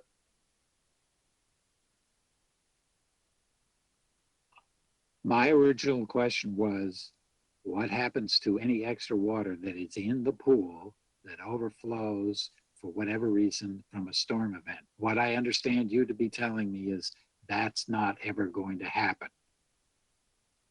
The cover's always on the pool at all times. And the only water that's going to be draining comes off the cover of the pool. That's rainwater. It's not pool water. So if Yes, that's sir. the answer, I'm fine. I'm done. That's fine. Thank you. Okay. Welcome. All right, moving on. Jim? No comments from me. All right. Ernie? I have no comments. Okay. All right, that leaves me. I've got a few comments. I went to the site today and took a look at it, and I think you've heard from me before that very often I'm not really in favor of having new structures in the 0 to 50 no disturb zone. And here we have a footprint that's not changing very much at all, but you are going from a patio that would be considered grandfathered to a new structure. So often this review requires a variance. In this case, I don't think we're seeing a request for a variance, but I think that's okay because I'm hearing of environmental improvements that would come both from the new septic system as well as the lack of chemical application. So it's a little different for me. I don't think I normally support changes in 0 to 50. In this case, I think it's probably permittable. I'm almost hearing a little bit of a call for a hardship as well. So, but my question is, the boundary of the pool looks like it's coming to the exact boundary of the patio. And so what's going to happen on that seaward side of the pool for activity? Is there going to be a row of bushes? Is there going to be, you know, a place where people gather? That's what I'm looking at. You know, will this new structure cause any additional uses or impacts in the 0 to 50? And will this lead to like basically an encroachment closer to the BBW by having more activity on that seaward side? So what's planned right now for that seaward side of the pool? It was just the coping of the pool on the seaward side. There was enough area left on the, let's see, on the west side of the pool to give the patio area that he needed. That was why we had moved the pool towards the towards that west lot line. So on the east side of the pool, there would be enough area, and then that front area would be kind of the infinity look, but no, because it's on a well, right now I guess it's existing lawn, but there's no structure proposed or allowed over there as far as what we told on. Right. So the patio right now exits to lawn, and the pool will exit to lawn. There's no intention to have pavers or anything put there. No, we didn't think it would be a chance of being approved. We're trying to stay as much in the existing patio as we could. Right. Amy, is that consistent with your thoughts of this footprint? Is that it's fully contained? Yes, there's that one corner on the west side that's slightly different, but as they stated, they're actually losing a little bit of hardscape in that general area. So I think it's extremely close. The patio is rounded on that edge, and the pool is going to have a a straight edge. So I think it's consistent, and yeah, there would be no additional hardscape, pavers or anything like that outside of this footprint. When I met with Mr. Miola and Mr. Burgess on site probably a year ago at this point, if not more, as before COVID, I think it was like last summer or fall, I was pretty clear that if this had any chance, it had to stay within existing hardscape footprint because it's in the 0 to 50. So. Right. Yep. Yeah, no, I think it's been a lot of good comments on this. Normally, I don't think I would support, trading a grandfathered patio for a pool because of increased activity in the 0 to 50. In this case, I think that there may not be that much increased activity, and the environmental benefits outweigh those potential concerns. So this is kind of an exception in my mind. Any additional comments from commissioners on this? Okay, hearing none. Any comments from members of the audience? All right, then we can entertain a motion, please.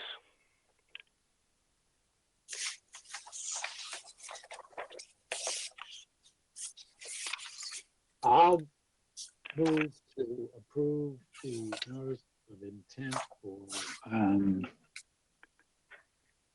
what's the address here? 651 Route 28. For 651 Route 28, construction of the pool replacing impervious patio. And septic. And septic with the condition of no use of fertilizer or pesticides of any kind on the lawn or gardens within the 100-foot buffer to the coastal bank and the bordering vegetated wetlands. Okay, could I have a second, please? I'll second. All right, seconded by Ernie. All those in favor say aye. All those opposed say nay. We will roll call, starting with Stan. Aye. Carolyn, Aye. John, Aye. Jim, Aye. Ernie, Aye. myself, Brad Chase, aye. The motion carries unanimously. All right, thank you for good discussion. Thank you very much. Thank you for the time, everybody, very much. Hi, Amy. Good to see you, John. You too.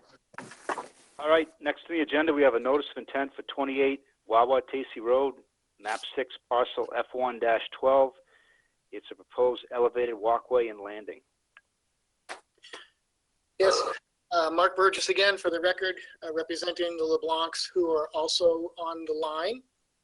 So this is a continuance from the last hearing. We were asked to address several concerns. And the bottom line is I hope that this revision does exactly that. So we went out there with Amy and Dan Croto. We re-looked at the resource areas and adjusted those accordingly. The walkway was shortened 30 some odd feet.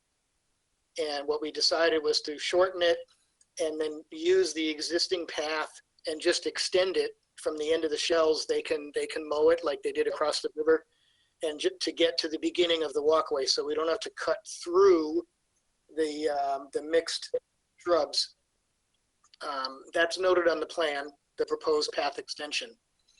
The walkway itself, we raised it up a foot, and it is now 5 feet to the underlying structural member. And I know we go back and forth with Division Marine Fisheries and stuff, and I'll elaborate on that in a minute. I wanted to point out, I did reread the Harwich regulations, and they actually say the 1-to-1 ratio, the old way, to the decking. They didn't even say 1-to-1 ratio to the underlying structural member. So I know you're going to update that, but currently, if it was to be constructed in accordance with the regulation, it would only, assuming we use 2x12 stringers, it would only have to be 3 feet to the underlying, it would have to be 4 feet to the decking, which would be like 3 feet to the underlying structural member. But we're not doing that. It's 2 feet higher than your regulations require at this point. We felt that the 1.5-to-1 ratio it's just too high. It presents a footprint that and the size of a structure that it just looks more than needs to be, and wasn't necessary to meet shading standards. And with that, I'll move into the next subject. So I submitted for your enjoyment a shading study that I did for the town of Chatham several years ago. It was for a slightly different issue. Chatham still does not want, they want all seasonal structures in their marsh, which to me is absolutely idiotic. To go in there and trample and remove and replace, it just doesn't make sense. And Harwich gets that, you've moved toward that, you understand it. So, but the other part of the shading study was to show that a lot of these elevated walkways and docks that have been put in over the years of my projects were at the 1-to-1 ratio, and that the marsh was living fairly happily underneath. The other part of the shading study showed with photographs that where there was a path through the marsh, when we put in a properly designed walkway, the path was gone in a year. And you'll see one of the projects that has pictures like that. I tried to always take the pictures from the same point, but you look back a year later and you can't even tell where the path was. The marsh fully came back. Now, of course, that wouldn't happen if you have permanent foot traffic. The foot traffic is during the growing season, and if you stop walking on it in the winter, it doesn't matter because the path isn't going to regenerate. So we were asked to look at square footages. I provided you with a square footage of a relatively 2-foot wide path versus the square footage of the pilings. Obviously, the square footage of the pilings is much, much less than any amount that a path would have. So again, this is an alternative to get to the water, to avoid the negative impacts of trampling through a marsh. And that assumes that somebody carries a paddleboard. I think Perhaps the owner might do that, but other people might want to just drag their kayak through the grass. So for me, there's all kinds of benefits to gaining properly designed access over the marsh than to trudge through it. I gave you guys a list of revisions. I'm just running through them right now to see if I missed any. Oh, the kayak rack was taken off of the walkway and moved to a garden type lawn area that's close by the path, so it's convenient but out of the way and in a previously disturbed area. The access steps are only going to have a railing on one side, and that's because now you're going to come at it at an angle. So rather than try to lift a kayak or a paddleboard up through a slot, we take off one handrail on the north side, but we don't put it on actually, and you'll be able to rest the boating thing on the dock, and then get your balance on the stairs, and then continue to walk down. God, why did I say dock? I'm sorry. It's in our heads, isn't it? Put the edge of the kayak on the walkway, and then John shaking his head, and then carry it down the walkway, and then maneuver it down to the beach. So I talked about the shading study. You asked about deck spacing, so I actually drew decking in AutoCAD and then added up the voids, and I put that in there. So even at 1 inch spacing, that only provides 17.6% of open space.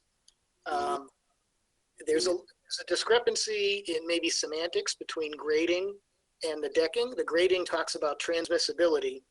Decking doesn't say that, but I'm certain that there's way more than 17.6% of open space on the grading. You guys are familiar with it. Well, the interesting thing about the shading study is it pointed out that we keep saying that the grading is 65% light transmission. That was at 18 inches. It was over 84% at 5 feet. And that's 5 feet to the grading. So currently the details on the plan show an option for 3/4 inch spacing, which is in excess of your bylaw, or grading. I've talked this over with the applicants. They're fine either way. I think that, decking is a little more traditional, but, we get it. So with that, let me look. I don't think that's it. But, and I revised the shellfish densities. Thank you, John, for pointing that out. Again, I'm only human. And, and the variance. I found this to be really interesting. I just want to say that we were talking about a variance being needed for the project. And so I read the water dependent section of the bylaw, and the definition of a water dependent structure, it has to be tied into access to a boat. So by definition, this is not a water dependent structure, and therefore doesn't need a variance. So that simplifies things for you guys. With that, I guess I'll open it to questions and comments. Thank you. Amy, do you have a summary for us? Sure. So I met with Mark and Dan Croto at the site after our last meeting, which was about a month ago. And we really talked about two things. We wanted to review where the line was that showed the seaward, sorry, that should have said landward edge of marsh. This is right from my notes. And to see what could be done to minimize impact to the resource area. So upon inspection of the vegetation on the site, we agreed that the seaward edge of marsh was actually 13 feet landward. And this is predominantly because there are a few marsh shrubs that can be either or, wetland, or they like wet or up. So it wasn't extremely clear. So, but we came to an agreement that the marsh was wider than they had originally proposed. So, and I made some suggestions on how to decrease the impacts. We talked about rerouting the path of the structure, elimination of the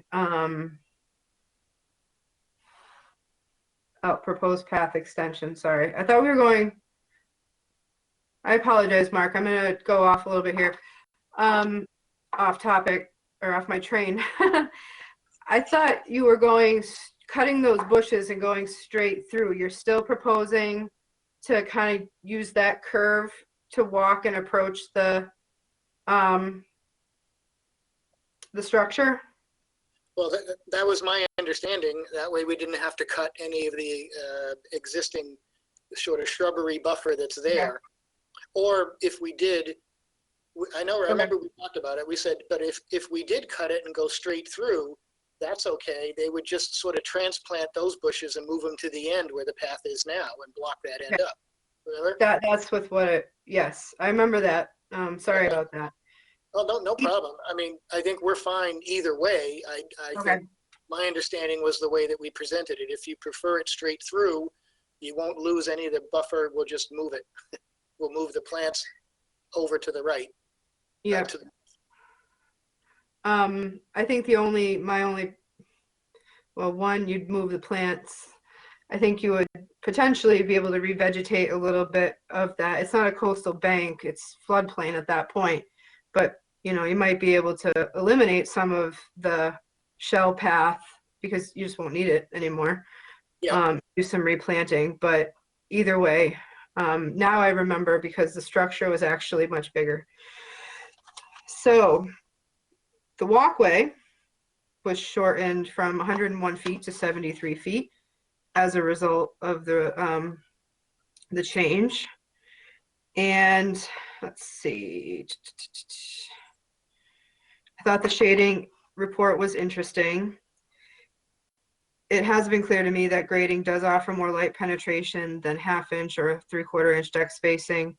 It does appear that it might offer more than I thought it did. I'm not gonna, you know, get married to any certain exact percentages, but just logic says to me that grading offers more light penetration. And I think that's something that we should consider in our next discussion at our next meeting when we're talking about bylaws and regulations. So some of the structure was elevated more. This provides even more light. Let's see.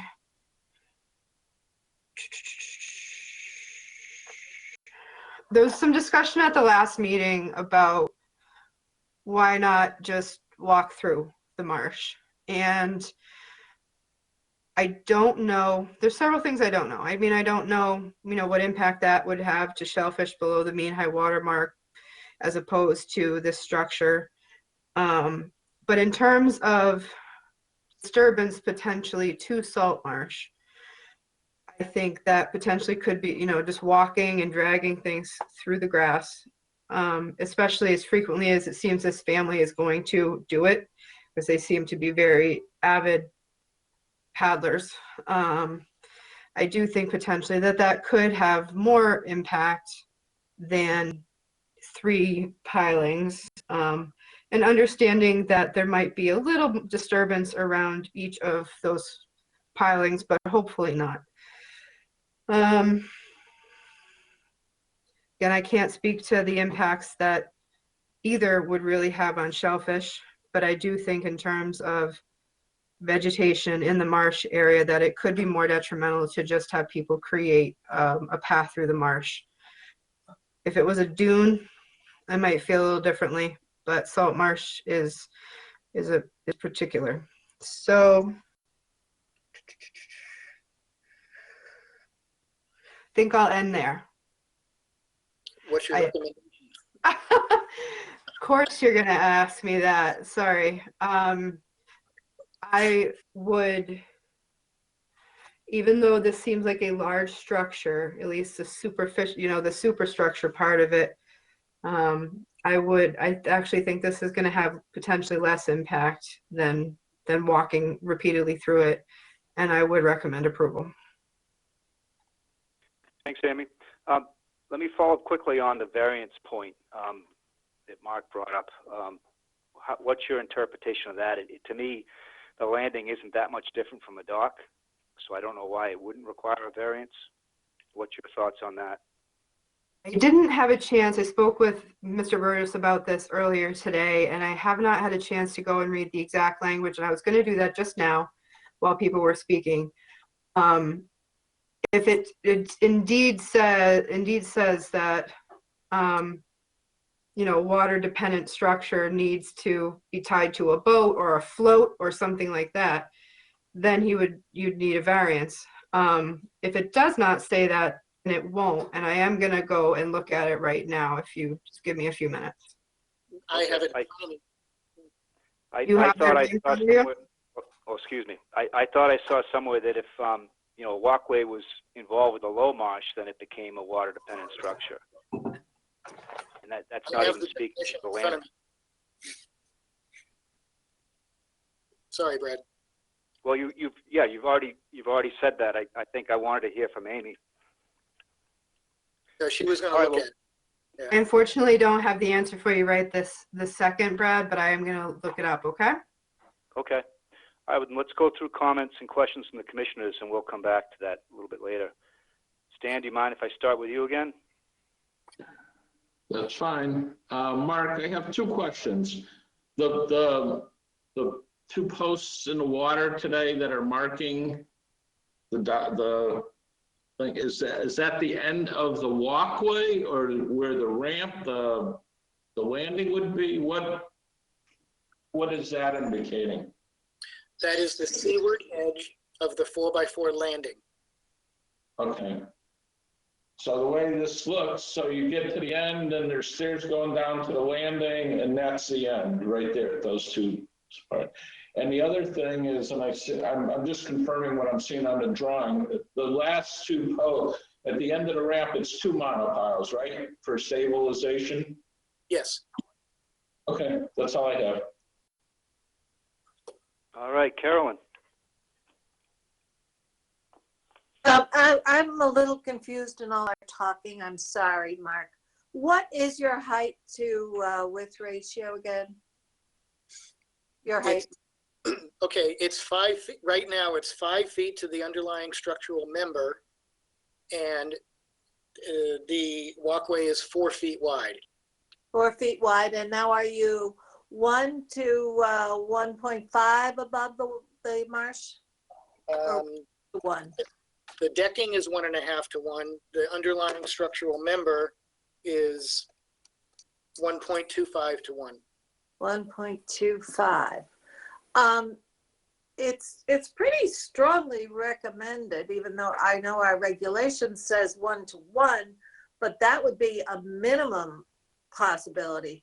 It's pretty strongly recommended 1.5 to 1. The DEP is recommending that. They're doing a new study that's coming out in February, but the study they did in 2017 said 1 to 1.5, 1.5 to 1. So I have a little bit of a problem with the height of it. Other than that, that's all I've got to say. Okay, can I respond to that quickly? Yes, sure. I actually sent the shading study to Eileen Feeney and John Logan. And John Logan and he emailed me right back. And basically, he wants me to go out and redo my study on my other structures that I have with grading, because he still doesn't have that much data on graded structures. So anyway, it was interesting to get an answer back. And I can tell you it doesn't show up here. It might show up on the next hearing, but the way that DMF is now wording their height to width ratios doesn't say the 1.5 to 1 anymore. They're just recommending higher. So I don't know if my conversation had some impact there, but it is a balance. At some point, the structures are so far in the air that it doesn't look good. It's more of a structure. It's got to be stronger, yada, yada, yada, So it's a compromise. It's a compromise. Can I respond? Sure. It is a compromise, and what I was quoting was one of the studies that he did. And I actually sent him an email today, and he responded very quickly.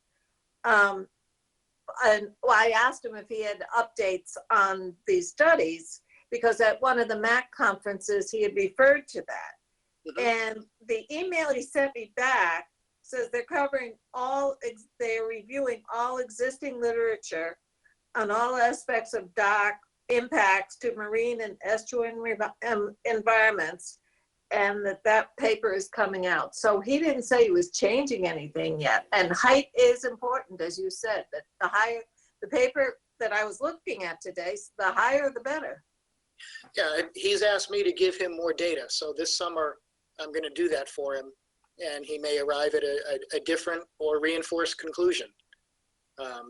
He needs more data on the graded structures to see if there's, a difference, a significant enough difference to say anything different, I guess. Yeah. So I am going to help him with that. But yeah, he gets right back to you. Yeah, he's good. So, but the 1.5 to 1 sounds pretty standard. Only for them. Only for the Massachusetts Division of Marine Fisheries. Yep, no other town has adopted it, Carolyn. I know. This is what we struggle with. It's more than your regulations, so we're trying. But we felt that at the 6 foot, to go 1 foot higher was just too high for this area. Yeah. And that it didn't really provide enough benefit to warrant the 1 foot higher. Now, if you want to require grading over it in lieu of going up to 1.5, I think the applicants are okay with that. So that would yet be another way to help you out. Okay, thank you. You're welcome. Thanks, Carolyn. John? So backing up for a minute, one of the premises stated by Amy is that if we don't permit this walkway, the owners are going to be making a path through the salt marsh there.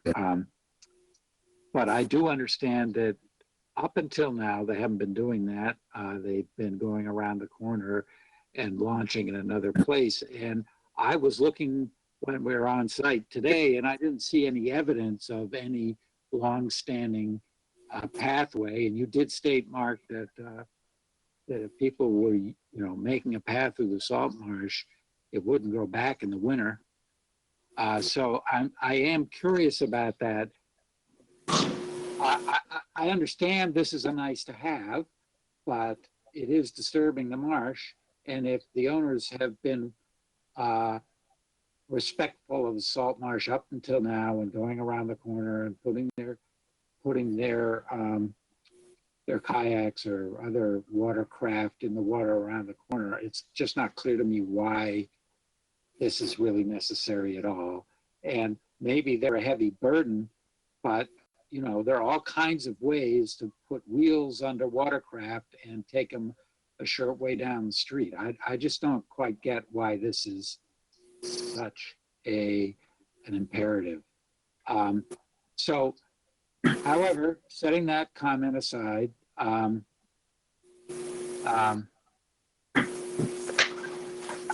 did note that there are some, if we were to permit this thing, I would like to see some other things happen.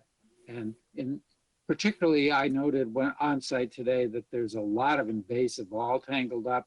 There's some very nice and rather mature looking beach plum there, but there's bittersweet all tangled up in it, which is a little curious to me since the owners seem to have maintained most of the rest of their yard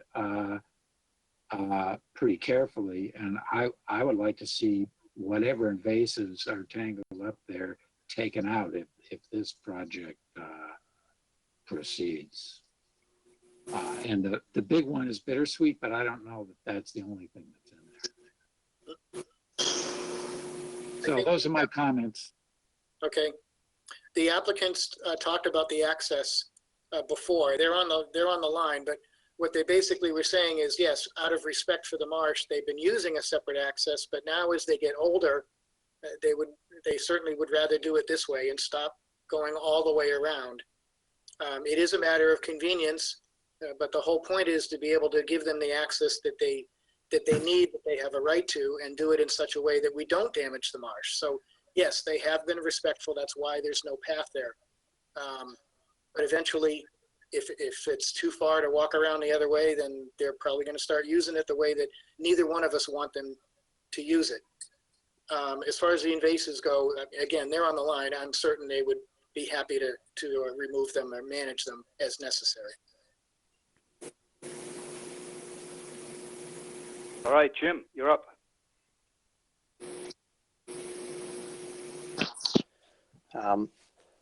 One thing I did look at the water dependent structure language, and it doesn't seem like there's any confusion that this would be under our regulations as a water dependent structure. I don't see any gray area there.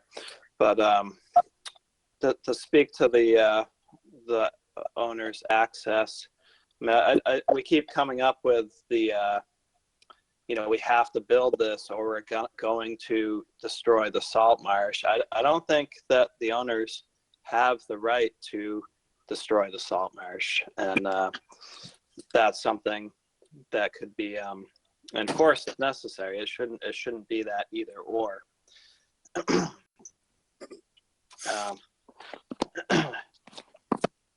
I think it is possible to have some access over a salt marsh without destroying it if you're careful of what you're doing.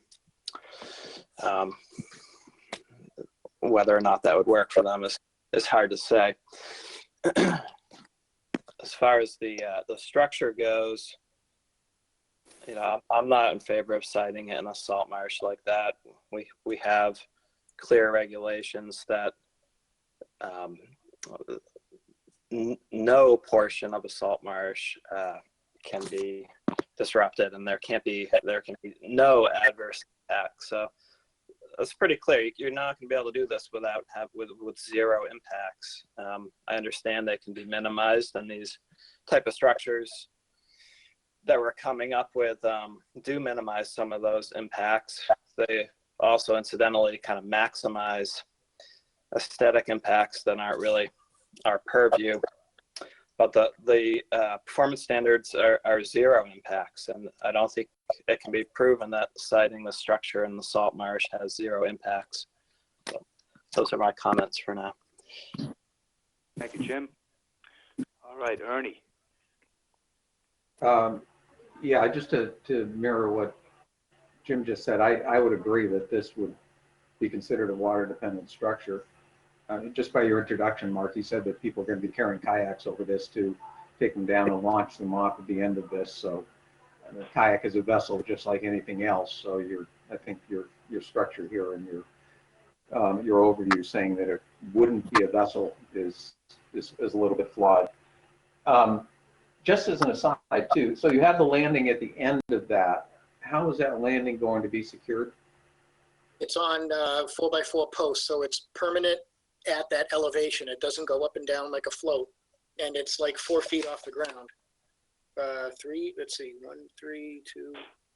It's almost 4 feet off the ground. Yeah. So it will not be removable then. It's going to be left there year round. Correct. For the same reason that we don't remove pilings anymore for docks, that would be the same premise. Put it in once, put it in right, and leave it alone. All right. And then my other question for you, were any shellfish found between the mean low water and mean high water? Looking at the grid, some, 1, 2, 3, 4, 5, 6, 7, looks like 8 plots, none of them within 10 feet of where the landing is proposed. Are they on both sides of the landing then where they were found? Yeah. All right. So it's reasonable to assume there would be shellfish in this area as well. That's reasonable to assume, yes. Okay. I have no other questions. All right, thanks, Ernie. Mr. Chairman? Yes. So I just was wondering if you wanted me to circle back about water dependent structures and my read of the bylaw and regulations as they pertain. So both our regulation and the water dependent structure bylaw define a water dependent structure as any structure or combination of structures built adjacent to or at an angle from the shore and extending seaward beyond the mean high water mark so that vessels may lie alongside to receive and discharge passengers or cargo or for use as a promenade, and shall include structures commonly referred to as floats, docks, piers, and wharves. I made sure that that was consistent, you know, with our regulation versus the bylaw, and the words were exactly the same. I think it is a little bit confusing. I actually would, upon reading it, in my opinion, I would say it's a water dependent structure. However, I do think our language is confusing about, it seems like the purpose, it's saying like the purpose to me of the water dependent structure is so that vessels may lay alongside to receive and discharge passengers or cargo. But the or for use as a promenade. So I think the issue there, and maybe something we talk about when next week, is defining, you know, what is a vessel? Promenade is kind of an odd term to me. I mean, I know what it is, but just, so Mark, I do think, and Brad, I do think this is a water dependent structure. But I think I can see your point as to why you might disagree with that because of the wording in there. Yeah, I just took it to be a vessel, and we know the intent of that is a boat, not a kayak or a paddle. Well, that's what we need to clear up. So there's a lot of good things that are coming out of tonight for all these hearings. Is we have a lot of work to do next week on our suggested revisions if we're going to make them. So I'm making notes about this. You know, if you are making the assumption that a vessel is a boat, then we can assume that other people are going to have that same assumption. And if the commission doesn't view it that way, if they view a vessel as a kayak or a paddleboard or anything like that, I think maybe we need to define vessel. But that's not for tonight. That's my thought, Brad. Thanks, Amy. That's really helpful. You could condition it so that no boat or motorized vessel is allowed here. It's only, that it's only for the purpose of launching personal watercraft, non-motorized personal watercraft. I would agree. I think that meets the intent of what everybody's trying to do here. Yeah, no, that would be an automatic, I think, in terms of conditions. Yep. All right, thanks, Amy. That's really helpful. I've got a series of comments, so let me start. I do agree with Jim and John that I just don't know why this is essential, given impacts to a fairly pristine piece of marsh. There is a sandy area towards the road that can be used, or I think you could access a straightaway approach with access during the recreational season, which is much shorter than the growing season. But I guess more specifically, my thoughts are that the landing is essentially a dock. It is a water dependent structure, so it would need a variance to both our salt marsh impact regulation and bylaw, as well as the shellfish habitat. So those to me are two tall orders for this proposal. In terms of shellfish, I went out and did some digging, as I always do with these proposals, and I do 15 clam rake pulls that approximates about 30 square feet of substrate, and my densities and frequency of occurrence were very similar to what the BSC group found. So there are cohogs there. It's nice firm sand, and there are some oysters present. The interesting thing I found, and again, my efforts are not a survey. It's simply I'm going out to learn about the resources that are present, but I do it in an approach that makes sense to what was done before. And before, BSC group found no living oysters, and there was several dozen living oysters along the fringe, just seaward of the mean high water mark. Didn't come up in my samples or BSC's, but they were there. Conversely, I saw no soft shell clam holes, and yet BSC did sample some. So it's an interesting observation that I think goes back to the point that seasonality and methods can certainly influence survey results.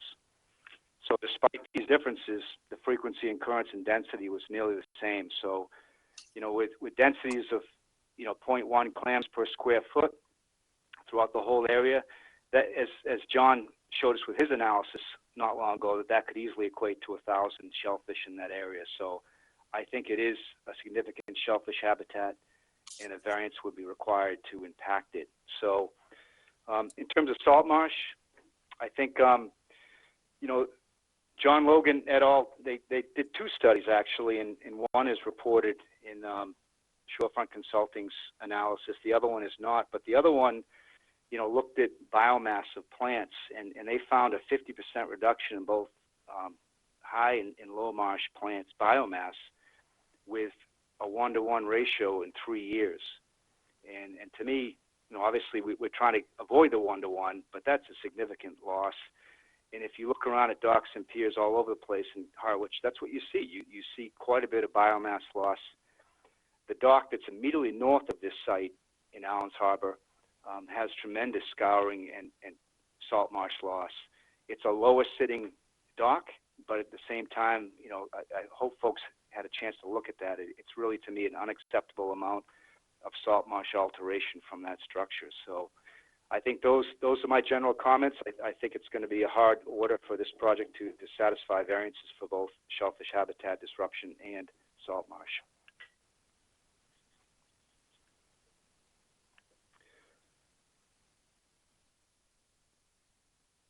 Any further comments, Carolyn? I'm assuming based on earlier conversations that if this were to be approved, everything within the 100-foot from the of our protected areas would not be allowed to use any fertilizers in perpetuity. That might be a little difficult for some of their beautiful rose bushes.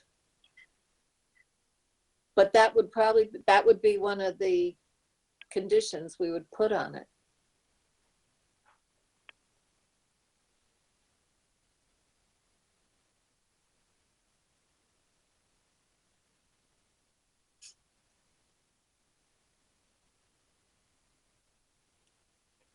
Any comments from members of the audience?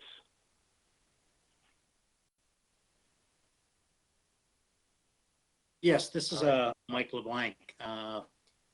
Just a couple of things. I mean, we sit here and, people across the way, the Freemans 2 or 3 years ago got the approval, and their lot is, and I understand every circumstance is different and the facts are different, but, they were initially told that they wouldn't get the walkway or the dock, and they got both. I know the Freemans very well, and they were going through the marsh, and they thought that would be a better avenue, getting the walkway and the dock. And this particular board, maybe not the people on the board that I'm looking at, but the board did rule in their favor. And I just don't understand that, if we end up walking to it, I agree with Mark. I mean, carrying these things and drudging them through that, I don't understand how that would not do more damage. And right now, I'm actually going to another person's property, and they're been icing up the hoolies, and I'm walking through their property to get to that, because that access to the waterway is actually, my belief is it's on their property. So I always ask Jay for permission to do that.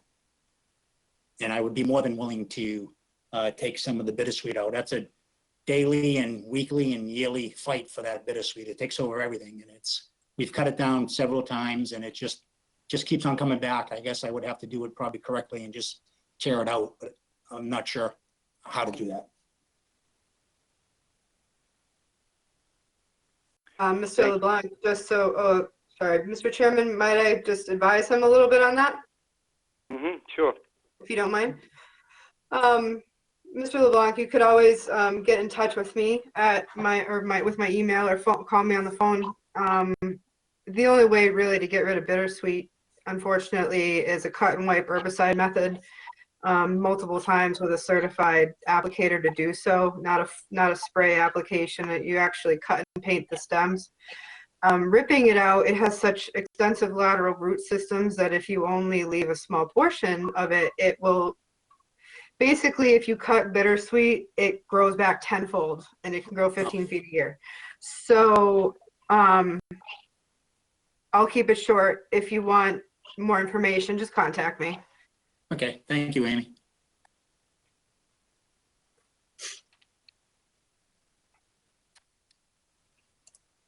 All right, how would you like to proceed at this point?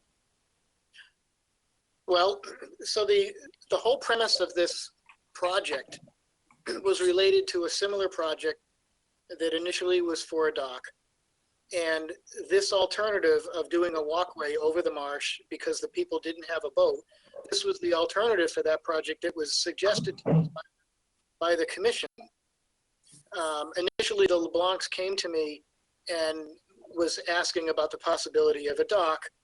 And, you know, my analysis of that was if you don't have a boat and you don't want a boat, then it's not worth asking for a dock in this location. It was complicated. So I'm the one who talked them back to going to an elevated walkway because I'm like, well, this was the suggestion for another project, so it provides the proper access like we were trying to do, and everybody seemed okay with it. So in my mind, I did exactly what the board asked us or me as a consultant to do for another project. I did it for this one, and now this is like zero good. I don't get it, ladies and gentlemen. That's confusing to me. It's inconsistent. I did exactly what you wanted us to do. And Mark, wait, excuse me, Mark, when did that communication occur? that was, if you want me to say the specific project, that was for Thal. Remember? It was your suggestion. It said, well, if they don't have a boat, why can't they just go over the walkway and come down with a landing? And I said, yeah, I've done 4 of those in Dennis. I know exactly what you're talking about. And this is that project. But you're connecting that project to this one. I don't understand why you're doing that. Because did we discuss that with you? As a part of the permitting process for the Thal project was the suggestion from the commission. I think it was directly from you, Brad, but it was from the commission that said, well, if the Thals only are using, they didn't have a boat, they don't have a boat, but they wanted a dock. And the commission said, well, if you're not going to have a dock there, I mean, if you're not going to use a motorboat and you just want kayaks, why not just build a walkway over the marsh and land on the beach and you can launch them that way? I think the distinction, Mark, is the Falls dock ended on the beach. This is going out into the water. No, it lands on the beach. It's above, it's just below the edge. It's just beyond the edge of the marsh. It's on the definition of coastal beach. It's above the mean low water line. It's on the beach. Is that 10 Chase Street? Yes. Yeah, I did not support any aspect of that project, so I'm kind of confused how you're connecting these 2 projects. That was the suggestion we got when we left the first hearing, and when we came back, I talked to them about it, and they said, no, you know, we think we still want to have a dock, and that's what they went for, and that's what they got. But the suggestion was brought up by the commission to shorten it to an elevated walkway without the float. Yeah, my personal opinion was that project should not have received a variance. It impacts the coastal banks, salt marsh, and the shellfish habitat. So I'm not really sure what point you're making right now. The point that I was making was that the project that's before you right now was the alternative suggested for Thal, even though the applicants didn't go for it. It was the alternative suggested for the Thal project.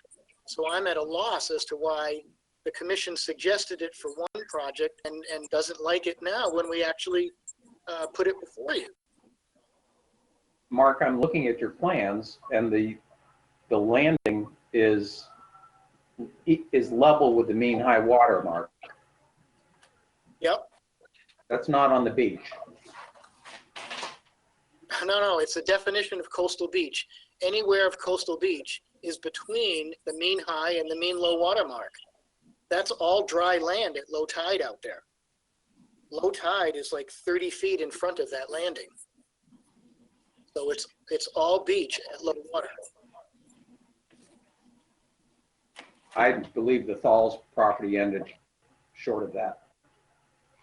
The Falls property ended, I could look at it, but it ended, it would have, had we followed this suggestion, the landing would have been just beyond the seaward edge of the salt marsh. That was the purpose, to get them over the marsh and get them down so they can launch their canoes and kayaks. So in both cases, I put the landing as close to shore beyond the marsh as I could.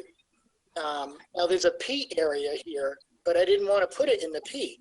You know, we can pull it back so that the landing, so that the seaward edge of the landing is at the edge of the peat, but I don't think you want that because then it's in the peat. So that's why it's where it is. Well, I'm just saying, it's not the same as the falls. Regardless, I mean, you just described the two being different. Well, both projects landed the walkway on the seaward edge of the marsh to get over it and gain access to the water. That was the principle. And in this case, the seaward edge of the marsh is below the mean high water mark. It is on Thal too. Mean high water on Thal is the back edge of the marsh. Remember, most salt marsh grows between mean high and mean low, and most salt marsh automatically terminates at about the mean high water line, and you have patents above that, or I'm sorry, alterniflora and patents are at the mean high water mark. But the marsh extends out as far as it goes, but it's between mean high and mean low is all coastal beach. That's common to both sites. You know, if I may interject here, I think it's kind of a waste of time to talk about how you think you were misled by the commission on some other project into making a proposal here. I think we should restrict the conversation to the merits of this proposal in this place. Let's not burn the evening away talking about your disappointment with something somebody said to you some time ago. Let's talk about the merits here. And one of the issues at hand here, I believe, is what Brad raised, which is you told us that there was no variance required, but the commission, at least some people on the Conservation Commission, disagree with that, and that in fact a variance is required here, and you haven't requested a variance. So I think that's like a primary issue that we have to discuss and decide how to dispense with that issue. If a variance is required, then what? I respectfully, John, I initially did include a variance with this. It was after I was reading the bylaws that I'm like, oh, I don't think one is required. So there is a variance request with this. My interpretation of the bylaw was simply that, oh, it's simpler. We don't have to worry about it. If the commission disagrees, the variance is in there for the structure in the shellfish. But yes, it was initially included. I thought my interpretation was it was going to be simpler by not having to include it. And I agree, I don't want to talk about the other project, but I was specifically asked to mention it. So the merits of this project are simple to me. We look at the applicant absolutely has the right to gain access to their water, however they want to walk. The commission does not have jurisdiction to prevent them from walking from point A to point B over the marsh. There's nowhere in any town I've ever worked in that a town has a jurisdiction to stop people from gaining access to their waterfront. That's why we do what we do, so that they can have the necessary access that is allowed by them, but do it in an environmentally responsible manner.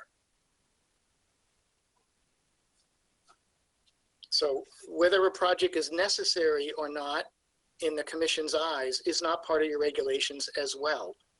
You know, we're looking at trying to accomplish the project goals, gain access, safe access from point A to point B, and not have any impacts to the salt marsh.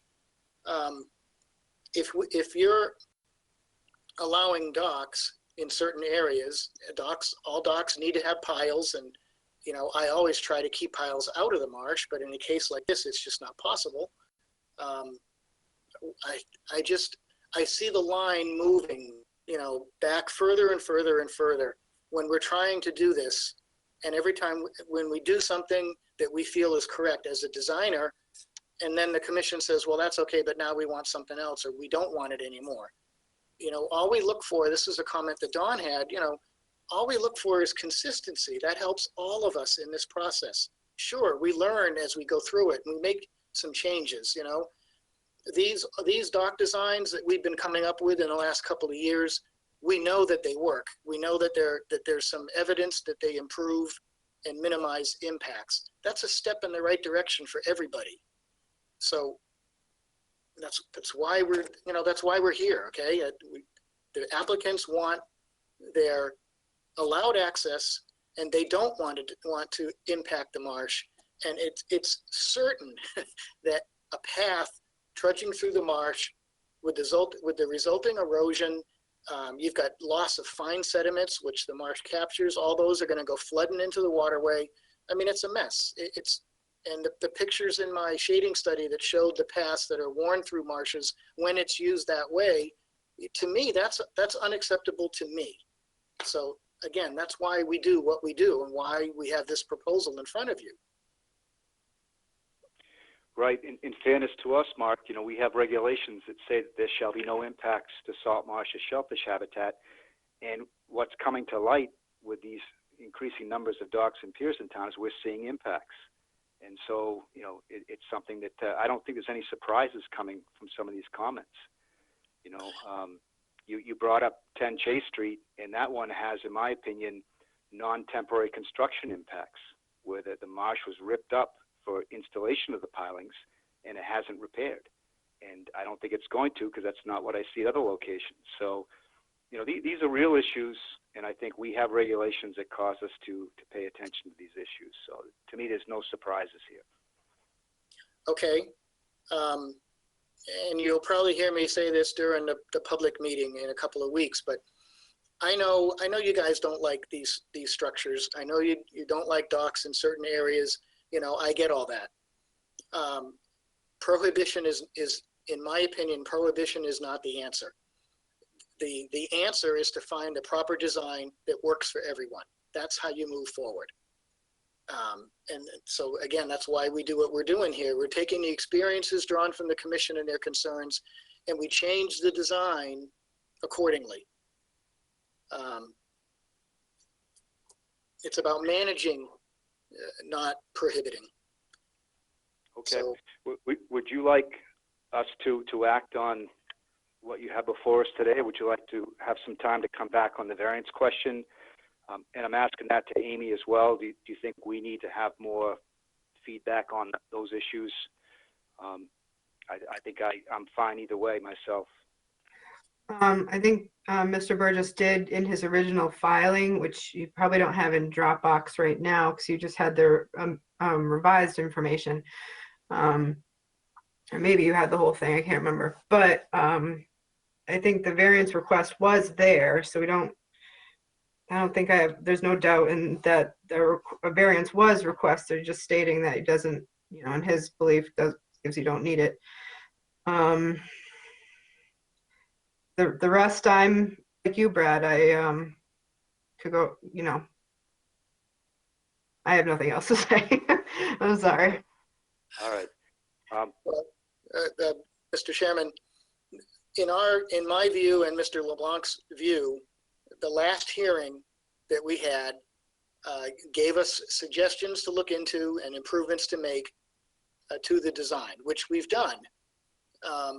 I think most people would assume that if we had made those changes, that was enough of an improvement that the project would be approved. At no time were we given any information that it wasn't going to be approved. Otherwise, we wouldn't have made any changes, you know? So if there's something else that you want done, if you want the entire walkway to be graded, that's no problem. The invasive removal, that's no problem. If you have other suggestions, we want the opportunity to address them, but let us know and we'll do it, and we'll come back, and then it can be approved.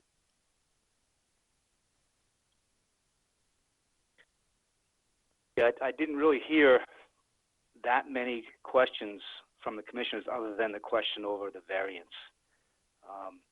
So, you know, we can go ahead and move on this tonight and take it from there. If somebody feels strong, they want to see more interpretation on that variance question, then that's fine too. But to me, it's fairly, straightforward. And, I don't mind going back to minutes, and I think you'll find that I expressed concerns about this project at the last hearing. So I don't think we're hearing big surprises.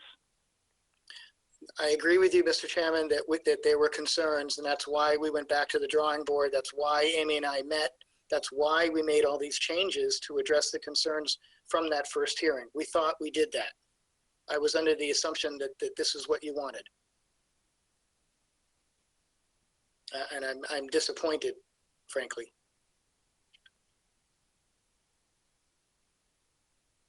All right, well then I'll ask if one of the commissioners would like to make a motion. Yes, this is Jim. I'll make a motion to deny the permit for 28 Wawatesi Road, proposed elevated walkway and landing under the Harwich Wetland bylaw and regulations for adverse impacts to the salt marsh and for being sited in a shellfish habitat area. Before we have a second, Jim, do you want to include the Wetlands Protection Act as well? Yes, I'd like to add that to the motion. Okay, for those two resources. Okay, could we have a second, please? I will second the motion. Okay, seconded by John. So any discussion?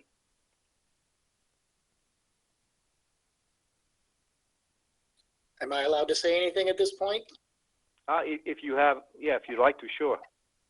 I mean, could I say something? I just, and I understand once again, every facts and circumstances are different. And I just don't understand. I'm with Mark from a perspective that I heard Brad, your chairman's objections last time, but why do we have a second meeting if there's no facts that have changed here?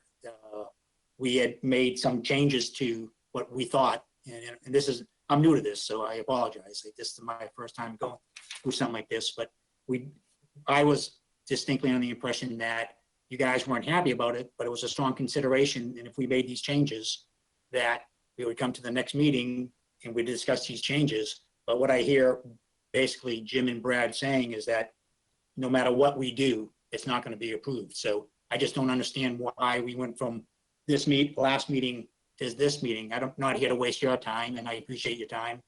And I just think that we do have access. We do have a right to access to water, I assume. I don't know that. I just assume it's my property and I can go out there and access the water. I see the dock that went across the way in the Freemans, and their property is in the same boat that I'm in, I believe. And the Fiddler's Landing just got a approval to have a stepway down to their beach to get access. And I understand their dock is there. So I guess that's all I would have to say. I don't understand the process from where do we go here. If it's denied, it's denied, or is there any appeals, or am I just wasting my time? So that's all I have to say. Thanks, Brad. No, thank you. I can understand how it's uncertain. We haven't voted yet, and we will vote, but I don't think we had, one water dependent structure hearing that was resolved in one hearing before. It was certainly in my time here. They always take 2 or 3, sometimes longer. And I think, the question came up on the variance issue last time. And so, that needed some thought too. So, I feel bad if this is a surprise. At the same time, I don't think it's fair for one commissioner or chair to come across too heavy at the first meeting and try to steer people's opinions. And so I think that's the way it goes. People ask questions and things evolve that way. So to me, it's not that far out of ordinary to have a second meeting go like this. Okay, but your own agent is recommending approval. So if there's something that we can do, we want the opportunity to do it. Nobody wants a denial. That's just a pain in the butt for everybody. So we want the opportunity to change this in whatever manner you see fit that will work for all of us. It might not mean that everybody gets everything they want, but that's the beauty of compromise. But your own agent is recommending approval. I obviously side with her, but we want the opportunity to address this. Excuse me, Mark. I thought Amy was kind of on the border. I didn't hear her actually recommend or deny either way. I did state that I recommended approval, Stan. Okay, I'm sorry.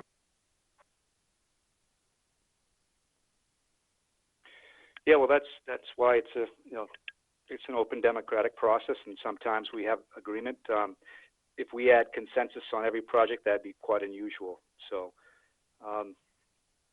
I think it's appropriate. You have recourse, either you get approved or you don't, and if you don't, you have recourse that way. So unless, I'd like to hear from any of the commissioners if they feel strongly that something that hasn't come up yet that could be requested. I haven't heard that at this hearing.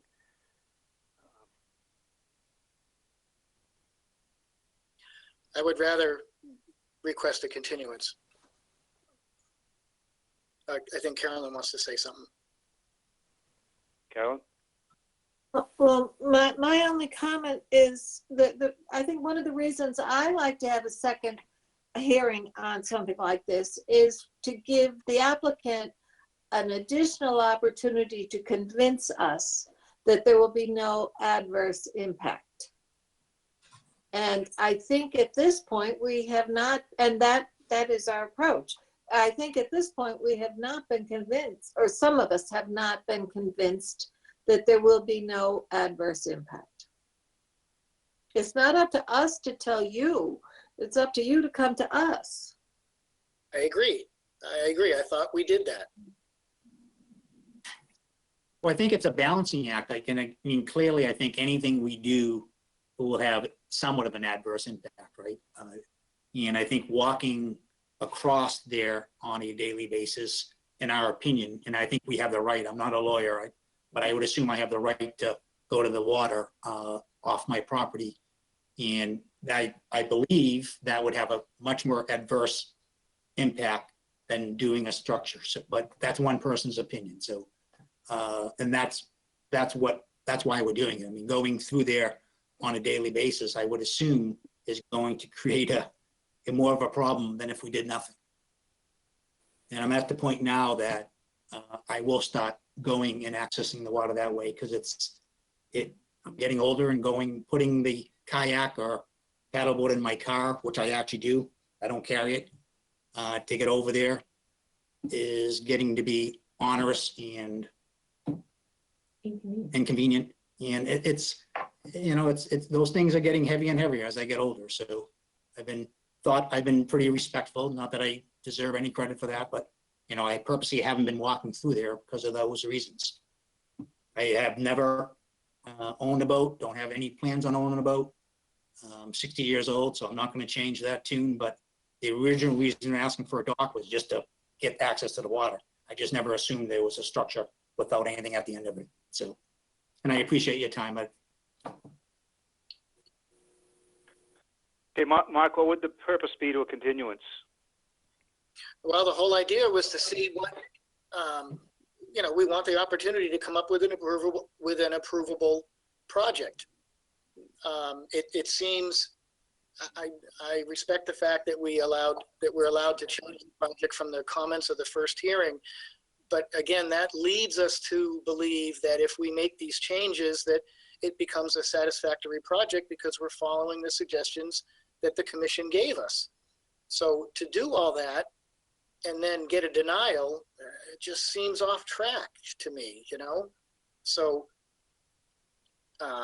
again, your agent recommended approval. If you need something else done, we'll put the grading. If you want it, if you really wanted it 1.5 to 1, we'll raise it up, but I've given you my methodology for my reasoning, but I think at this point, we've done what you asked us to do.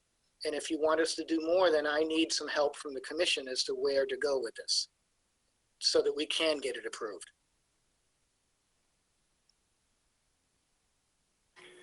Yeah, I didn't hear those suggestions tonight, Mark, so I don't know what to say to that. I did not hear suggestions provided to allow you to adjust the design. I think it will be impactful to that habitat in a way that would require 2 variances that, you know, need to have hardship expressed or no environmental impact. And I don't see that myself. That's just myself. So if you do want to continue, then, you know, suggest a date. Otherwise, we have a motion that is still active. Just to remind, sorry if I may interject for just a minute about procedure. The commission is going to entertain allowing a continuance. Jim and John will need to rescind their motions, motion to deny and their second, because we are in the middle of a vote right now. Okay, that's a very good point, Amy. All right, so Jim, do you want to continue or do you want to rescind? I'd like to stick with the vote.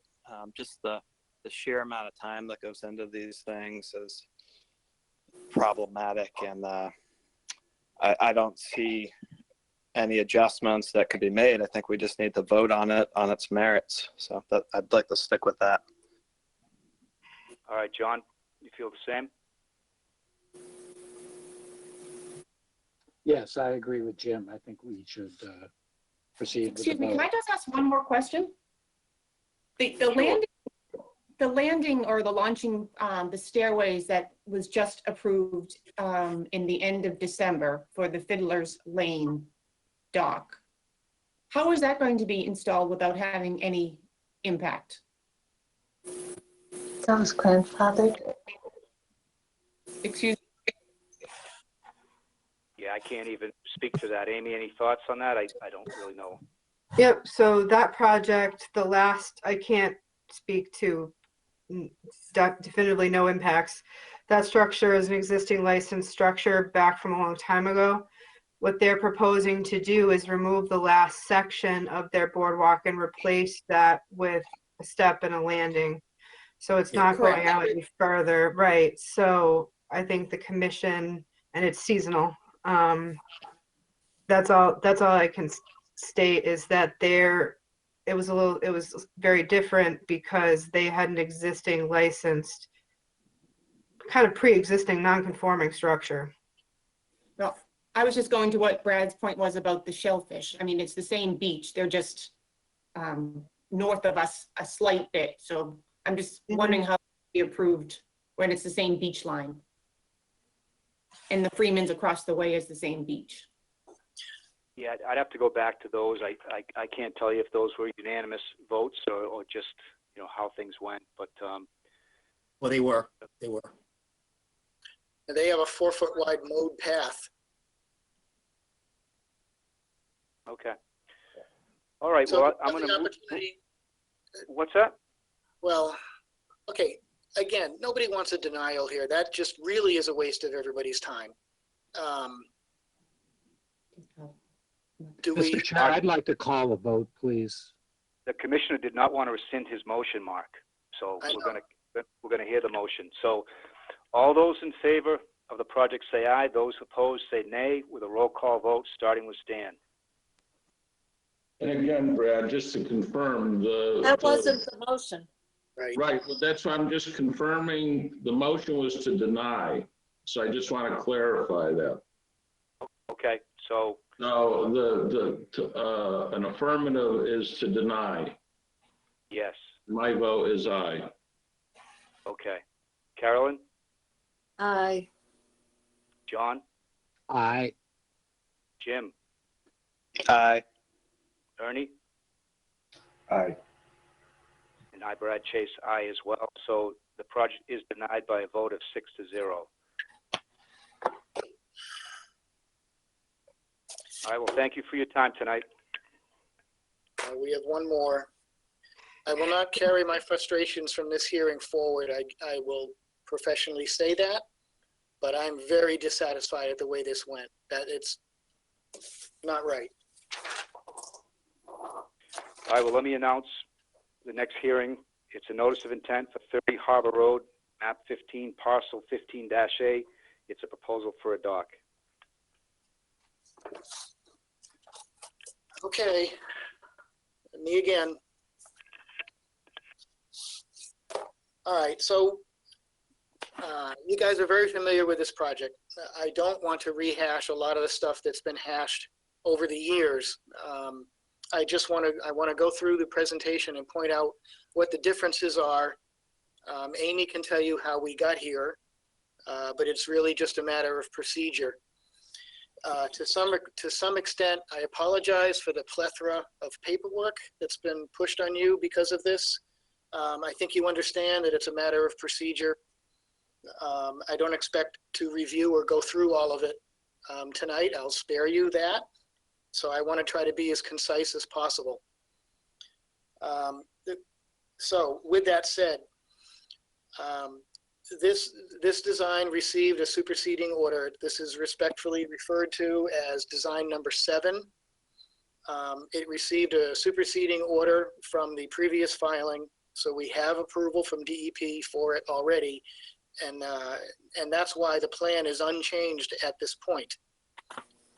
We also have unanimous approval from Waterways for it. We can talk about shellfish surveys, but I'd rather almost not even bother to get into it, and I'll explain why. Well, let me go through the differences first of all.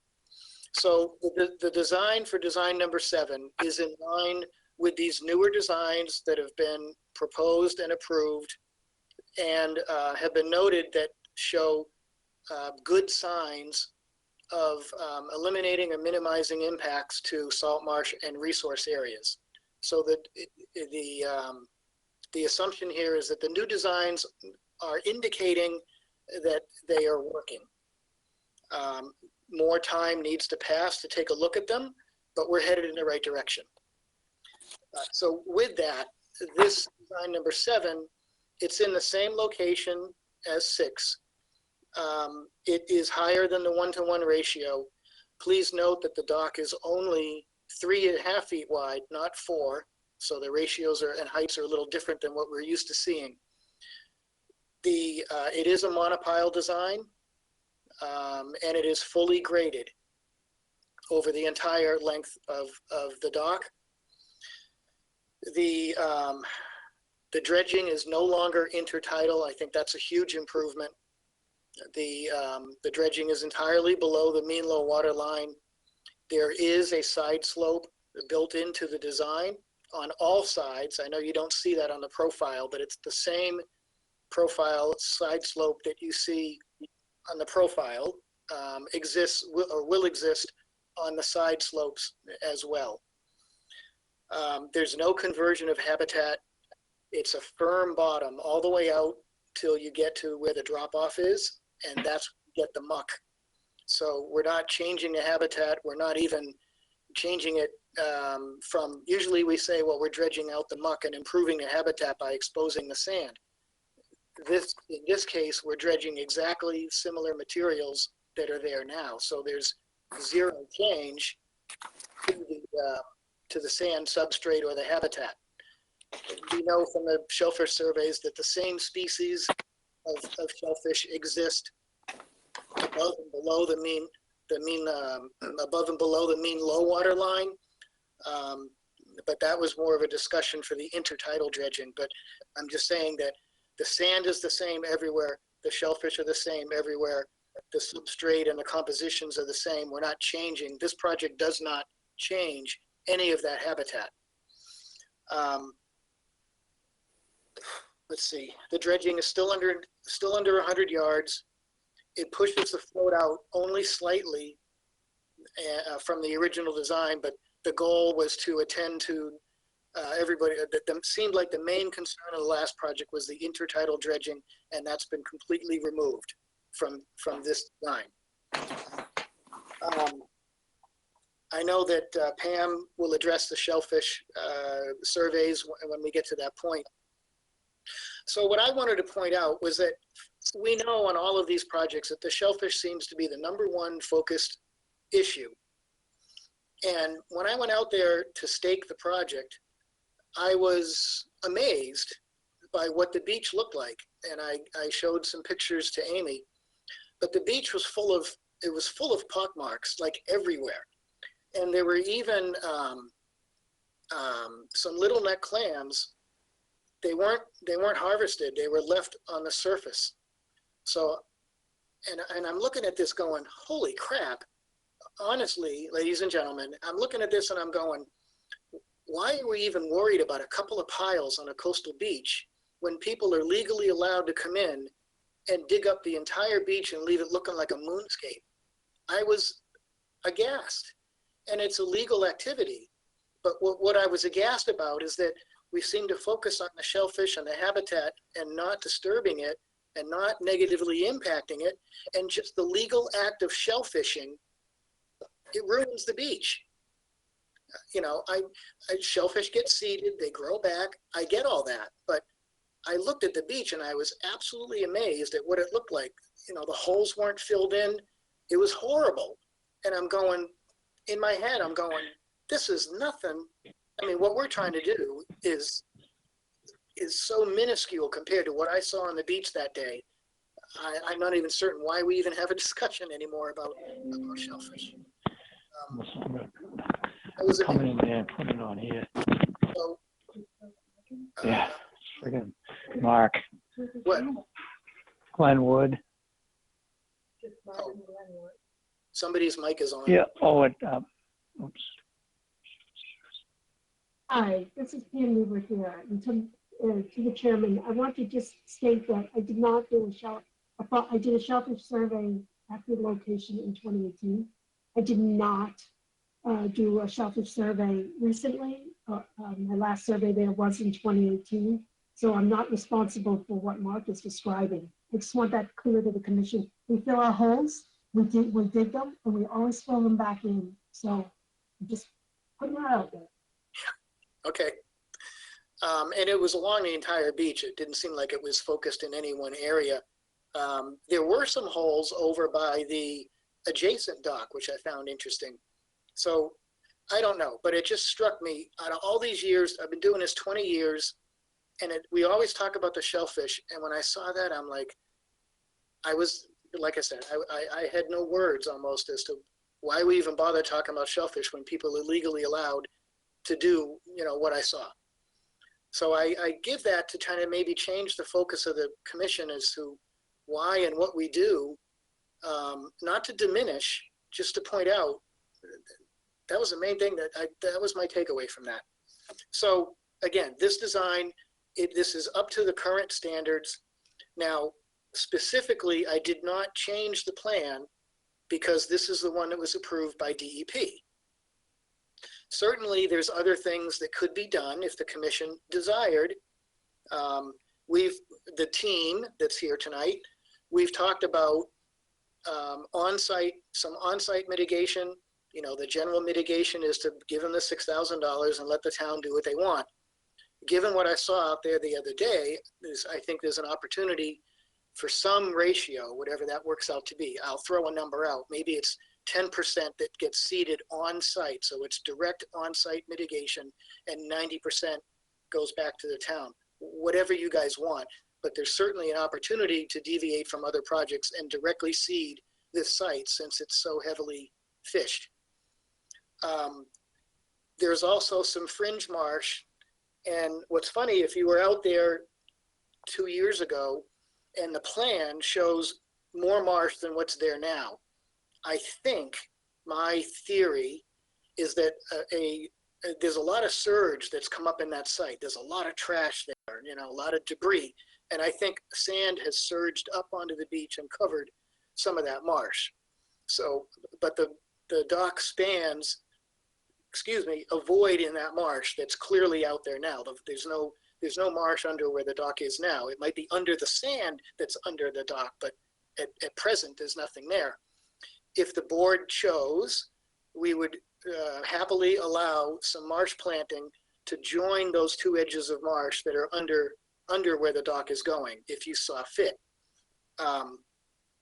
So while I didn't make any changes to the plan because it's a record record plan that's been approved, we're certainly happy to do that. And kind of along the lines of where we've been tonight, there's no reason for us to go down that road unless we know that the commission will approve the project. So we're happy to make any changes, but obviously it's not worth it if it's not gonna get approved. I think, so for this project, just focus on the fact that Waterways unanimously approved it or recommended it moving forward. And the differences in the design brings it up to the current standard. The last thing I wanted to mention was the storage bench. So depending on how the commission wants to interpret this, you know, I did look at the regulations and it talked about 4 feet of walkway width. So how do you define that? At the last hearing, my definition to make the project simple actually didn't do that. I thought I was making it simpler, but the original interpretation stays. My opinion of the interpretation of the bylaw for the storage bench is that it's not part of the walkway width. Therefore, the dock does still, in fact, meet your 4-foot wide walkway dock dimension bylaw because it's the walkway width. If you guys interpret it differently, you know, in other designs, we've eliminated the storage bench. So yes, the storage bench could be removed. Again, if that's what it takes to get the project approved, we're happy to make those changes. So to me, that's the kind of discussion that I want to have. Focus on the more modern design that's being proposed, and any changes we can make from the current plan. With that, I can turn it over, I think, to Pam, or you can go to well, do what you want. All right, thanks. Amy, what's your preference? Do you want to give us your summary? I know you got a lot of analysis, or should we go ahead and hear from Pam on the shellfish? Why don't we go ahead and hear from Pam? Okay.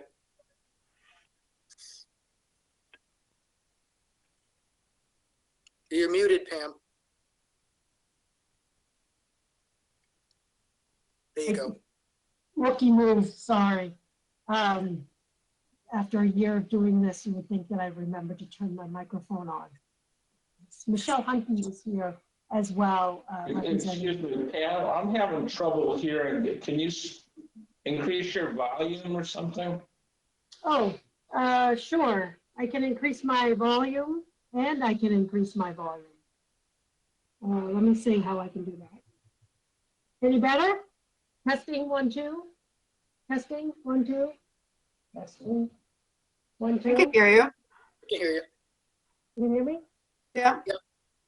Okay, so thank you. Michelle Hunter is here, also representing the client. And I'll just quickly state, as I stated before, my survey that I performed was done in 2018 on August 7th. I submitted a summary, I re-summarized my findings to the commission that stated my results that I found in 2018 and compared them. There was a previous survey done the year before by someone else, not me. And that survey also looked at the pier adjacent for shellfish. I did not. I did my typical survey, which, as you know, is the center line. And then I spaced my transects out to 50 feet on either side of the center line. By the way, this is Pamela Newbert. I'm a shellfish biologist, benthic ecologist. I work for AEPOM, for the record. And my surveys are spaced out to 50 feet on either side of the center line. And then we extend our transects in 10-foot intervals out to 100 feet. So at each of the transect cross points, we take a shellfish sample that's 1 foot squared in size and approximately 1 foot deep. And then we have our rakes lined with 1/4-inch mesh so that we're not using a standard rake, but a rake that's been designed to make sure that we're capturing the juvenile stages of shellfish as well, so that we can accurately record what we find in the area where we sample. So in summary, in very brief summary, and I know it's late, so in very brief summary, we found 32 quahogs, we found 14 oysters, and we found 14 soft shell clams. These results are not inconsistent. They are consistent with the survey that was performed previously by another consultant that I compared results. The project has been modified, as Mark said, so we're presenting a new project that takes into account information that the commission has given to us to minimize impacts, including monopiles and reducing the area of the proposed dredge footprint. And my conclusion to this, after going through in my presentation and looking at the town's regulations and looking at the Massachusetts Wetlands Protection Act regulations, and doing shellfish surveys for the last 10 years, my conclusion is that the project as it's currently designed will not have a significant impact to shellfish. And if there are shellfish, but there are shellfish on either side of this project, there's mitigation that's going to be proposed. The client is willing to remove the shellfish that are there and then put shellfish back in the area. So I think that all of the things that have been brought forth to this proposal, including the recreation of salt marsh, and are beneficial to the habitat, and the small pier that would be placed here will not have impact to shellfish habitat. The project is defined by having dredging, so the boat that will be placed at the end of the dock will not ground out or cause any impact in shellfish habitat. So I think that there's been a lot of concession here by the client, and very careful thought processes have gone forth. I know how this commission feels. I've been in front of the commission before. But again, my experience is such that I do projects, I do find shellfish, I report them, and I find shellfish near docks and piers, that docks and piers and shellfish can coexist. And so that's how I prepared my letter. I don't think that I understand the regulations. I understand the rules. I understand what Massachusetts allows for land-containing shellfish and water-dependent structures. And my recommendation is that this project be approved. And I'll turn it over to Michelle to follow, please. Thanks, Pam. Good evening, everyone. My name is Michelle Hunton. I work at Rubin and Redmond with Glenwood on this project. I just want to reiterate a couple of things that were in the NOI submissions, Pam's report, and our legal submission of last week. The first thing, again, as you're aware, this exact design 7 was the same design that the DEP approved about a year ago when it issued its SOC. And obviously the DEP, as you know, approved it under the Wetlands Protection Act regulations. And even though this design 7 right now before you was submitted only under your local bylaw, as you're aware, your local bylaw and regulations for most resource areas that are relevant here do not have, you don't have your own set of performance standards for these resource areas. And for that reason, the Wetlands Protection Act performance standards in the Wetlands Protection Act regulations are the ones that apply. I know you do have performance standards for salt marsh. I believe this is the only resource area relevant here that you have performance standards for, but those are no more stringent, in our opinion, than in the Wetlands Protection Act. So the Wetlands Protection Act regulations really apply to this project. And as stated, the DEP approved this exact design, finding that it complied with the performance standards in the Wetlands Protection Act regulations.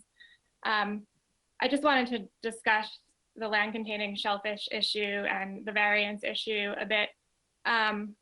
One thing we just wanted to point out is that in kind of rereading the section of your regulations regarding land containing shellfish, section 1.10(3)(b)(8), where it states that no structure shall be located in a shellfish area as defined by the town bylaws or the town shellfish warden. It's our understanding that the shellfish area or the shellfish mapping that that applies here, Harwich's shellfish mapping, is not in the town bylaws, nor to our understanding was it defined or prepared by the shellfish warden. So based on this language alone, it seems that a variance isn't required.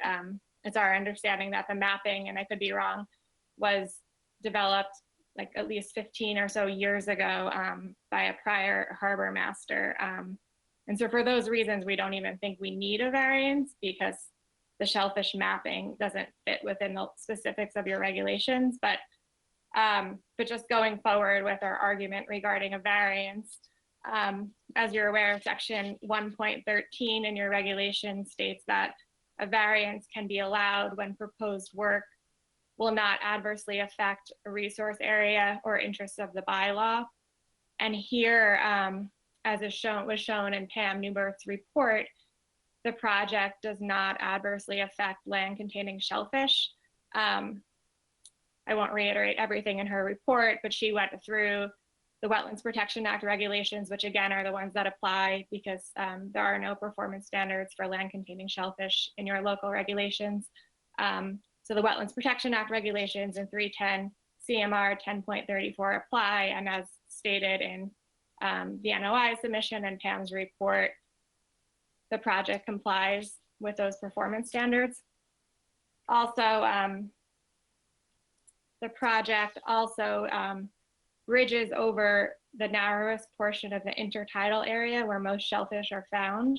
There are also no piles in the intertidal area, and as Mark stated earlier, this design 7 has no dredging in the intertidal area, which was an improvement over design 6.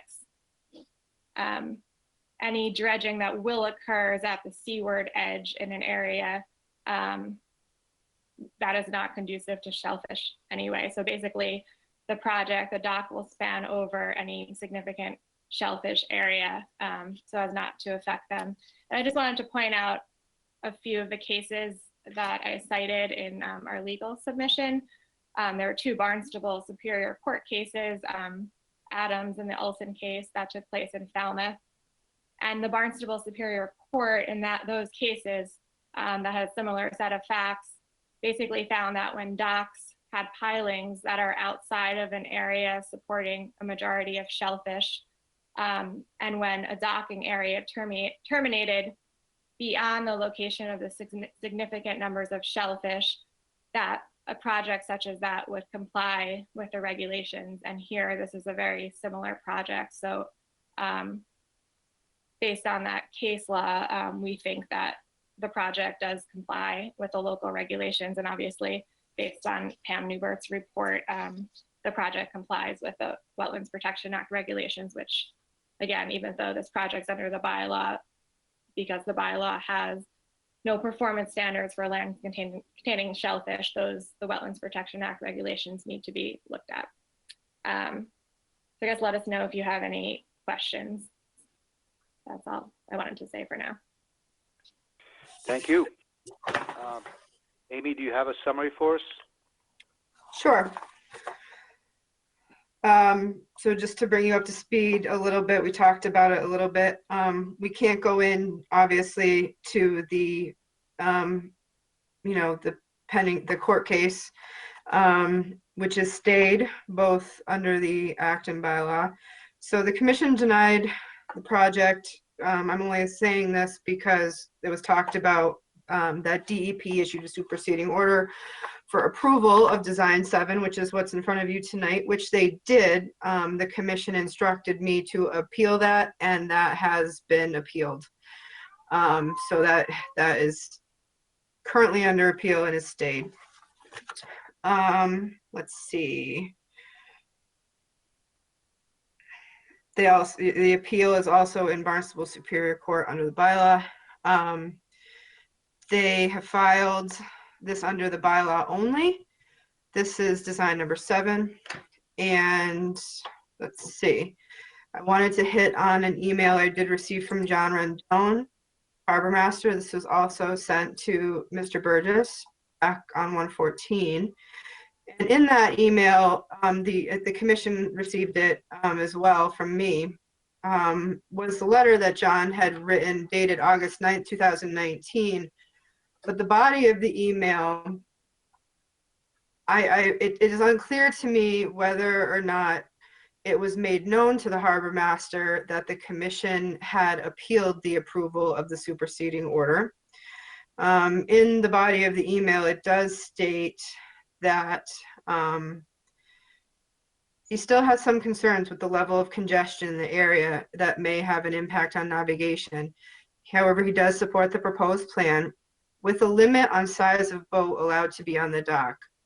We have never conditioned that, and I think that would be a very difficult thing to condition when looking at it from a wetlands protection lens.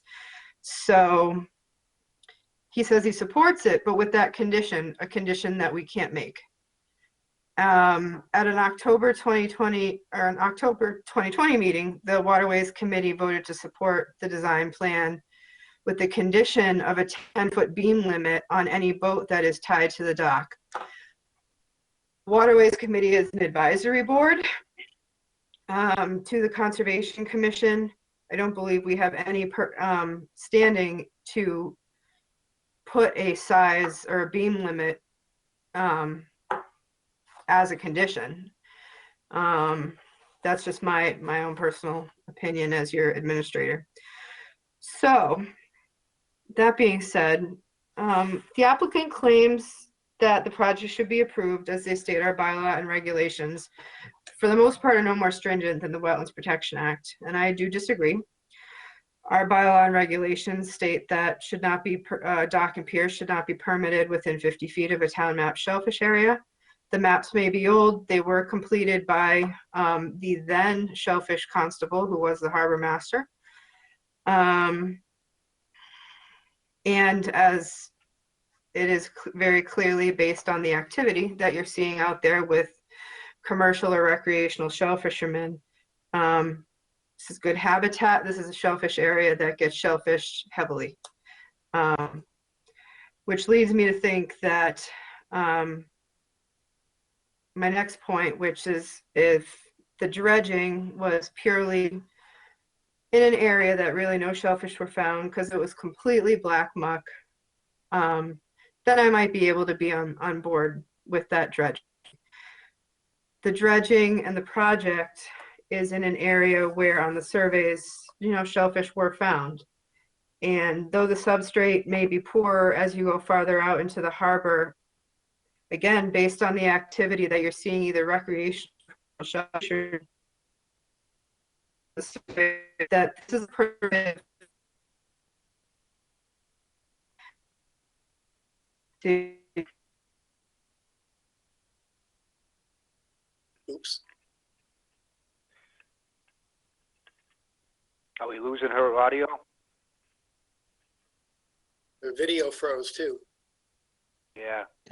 Yeah, she's frozen. Okay. I'll send her a text, and we'll see what we can do.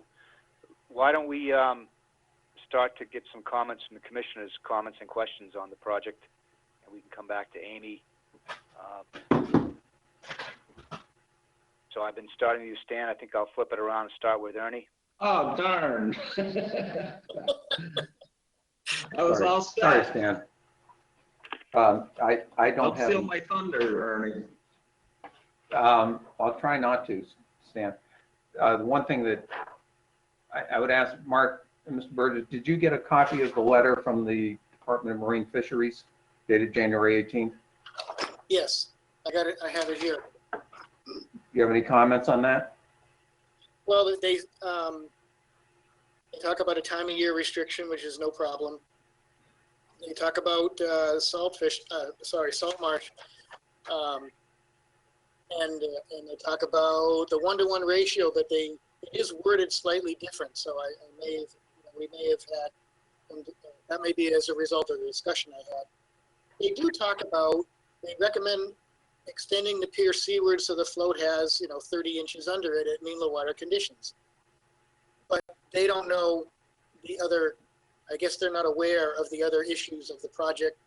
And yes, we certainly could do that. We could go out the full 80 feet and we probably need about 3 shovelfuls of dredging to make it work. And that would be dredging all in the muck.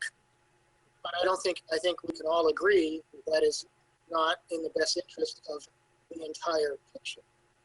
So, yeah, sure. If the commission wanted us to go out 80 feet, we'd have very, very minimal dredging, and we'd only be dredging the black sediments that are bad. We'd be happy to do that, but I think you would. I think John Rendon's head would explode. So I don't think DMF understands the whole big picture of why we are where we are.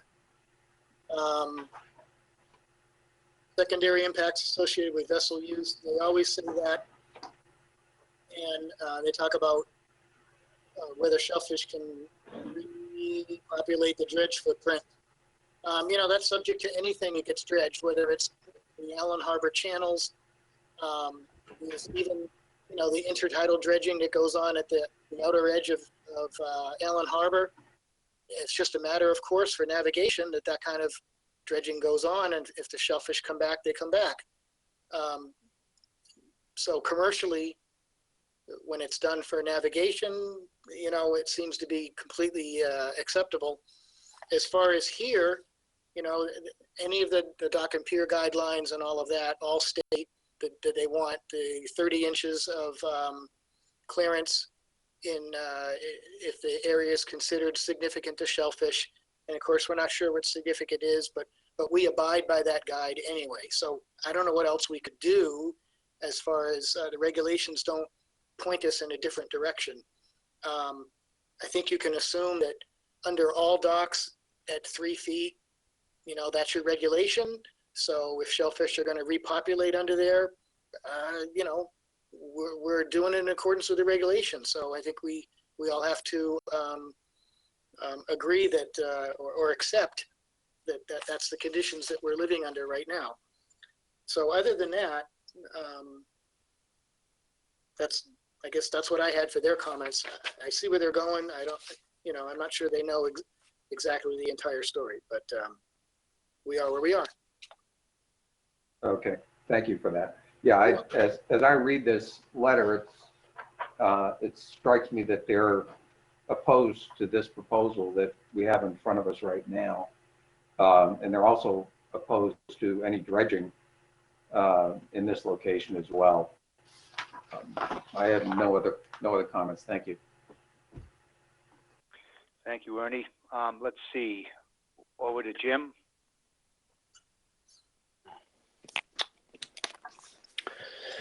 All right. So this one we have our salt marsh impacts. We have our shellfish area. Just to respond to the consultants, obviously we have a very clear performance standard for salt marsh that there can be no adverse impacts. The regulation for shellfish areas is that no structure can be located within 50 feet of a shellfish area. The most clear one on this project is the setbacks. And to me, those 65-foot setbacks are way too close. When you're actually out there on the water, it gets really crowded. It affects the ability to even effectively get in there to do fishing or shell fishing. Those are interests that are covered in our bylaw and regulations. So I have a really hard time ignoring that 65-foot setback. So that this is a proposal that I don't support. All right, thanks, Jim. John, you're up.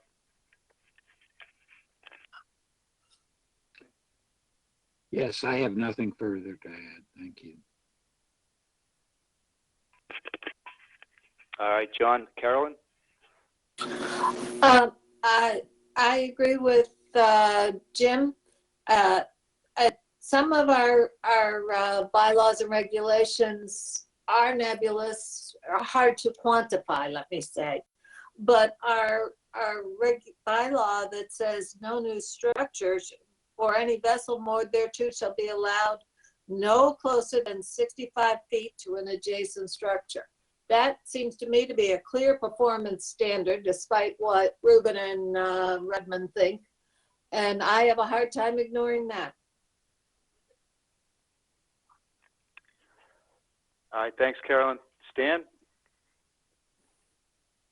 Okay, yeah, I've heard, pretty much agree with everything everybody else has said. I know I was very interested, like Ernie was, with the Division of Marine Fisheries comments and about no dredging, and they kind of, besides the shellfish area, they're also talking about the winter flounder stock having an impact in that. There was a comment, you know, I took exception to when it was stated that John Rendon fully approved this project, because again, as Amy said in the letter, he doesn't fully approve it.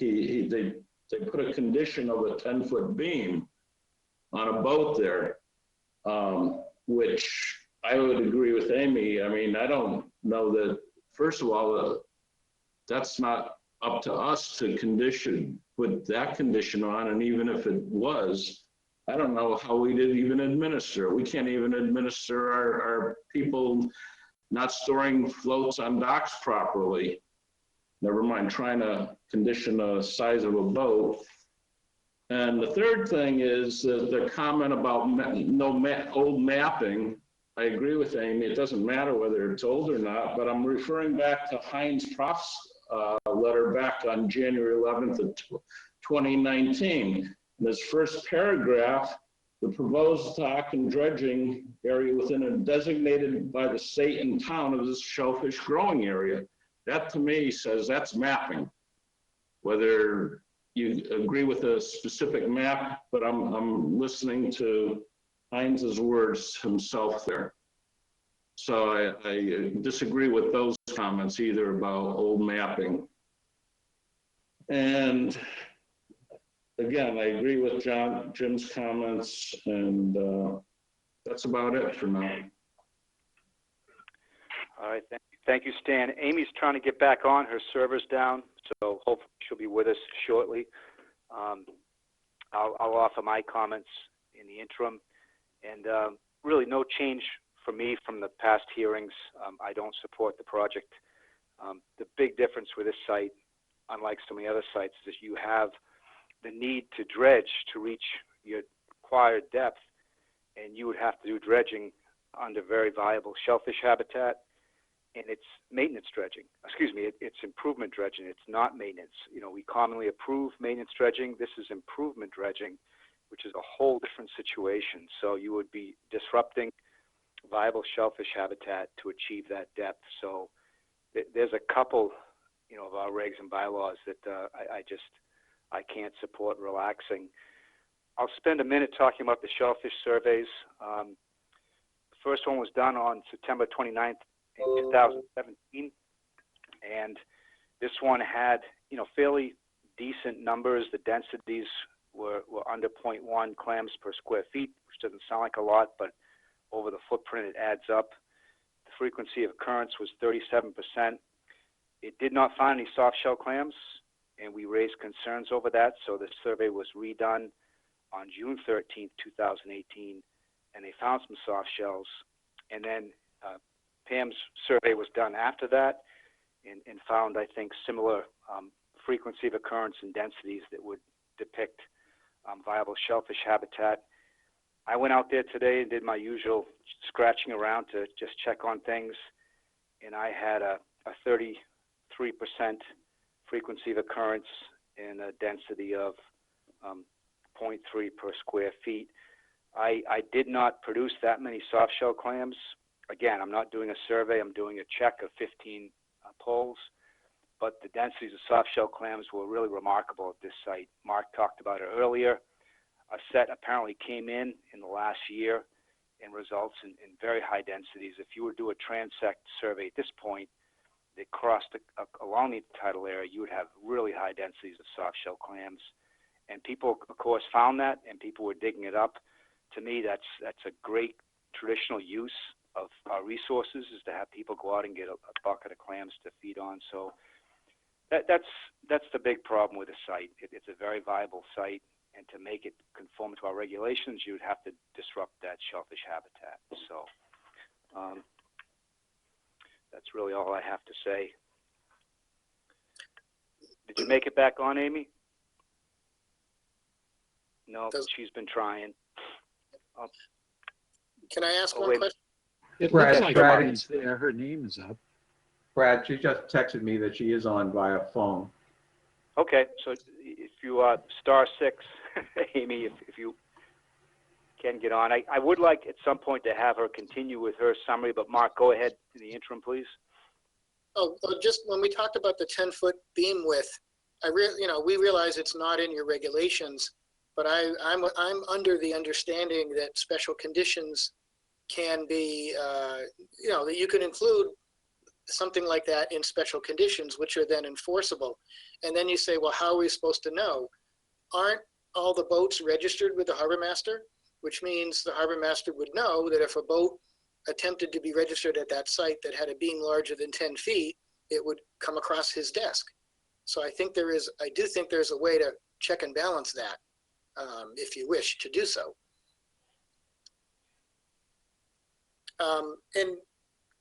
Well, I guess when Amy can get back on, what I wanted to try to stay away from in a way was the shellfish, just because we all know they're there. We've had these discussions on every hearing, so I was just trying to stay away from all that because, again, we know they're there. Now, if you think a new set of soft shells are there and you need a more updated survey, then we need to continue this so that we can provide that to you. And then we're all on the same page at the same date. Pam probably has the data in front of her better, but the other two surveys that were performed, I guess if we want to do that, we need to pick a date. Pick a date that a survey can be done that's consistent. Or you guys just pick a date. If we do it in a month, then we use that as our data. I'd like to suggest a continuance to do an updated shellfish survey. I'd also like the opportunity, if it's allowed by the chair, to address the maps. I disagree with the statement that the maps are not old. The maps that were made are old. That's why you have in your bylaws, it states that a site, a timely survey is necessary. The old maps the area for soft shells, and we've heard that soft shells have been found in the past, but what the last two surveys, mine and the person before, have found is that the area is more suitable to quahogs than it is soft shells at this point in time. So I think a continuance to get a better handle on what the shellfish is like there is warranted, to at least under site conditions. Brad, Yes. could I say something at this point? Yeah, please go ahead.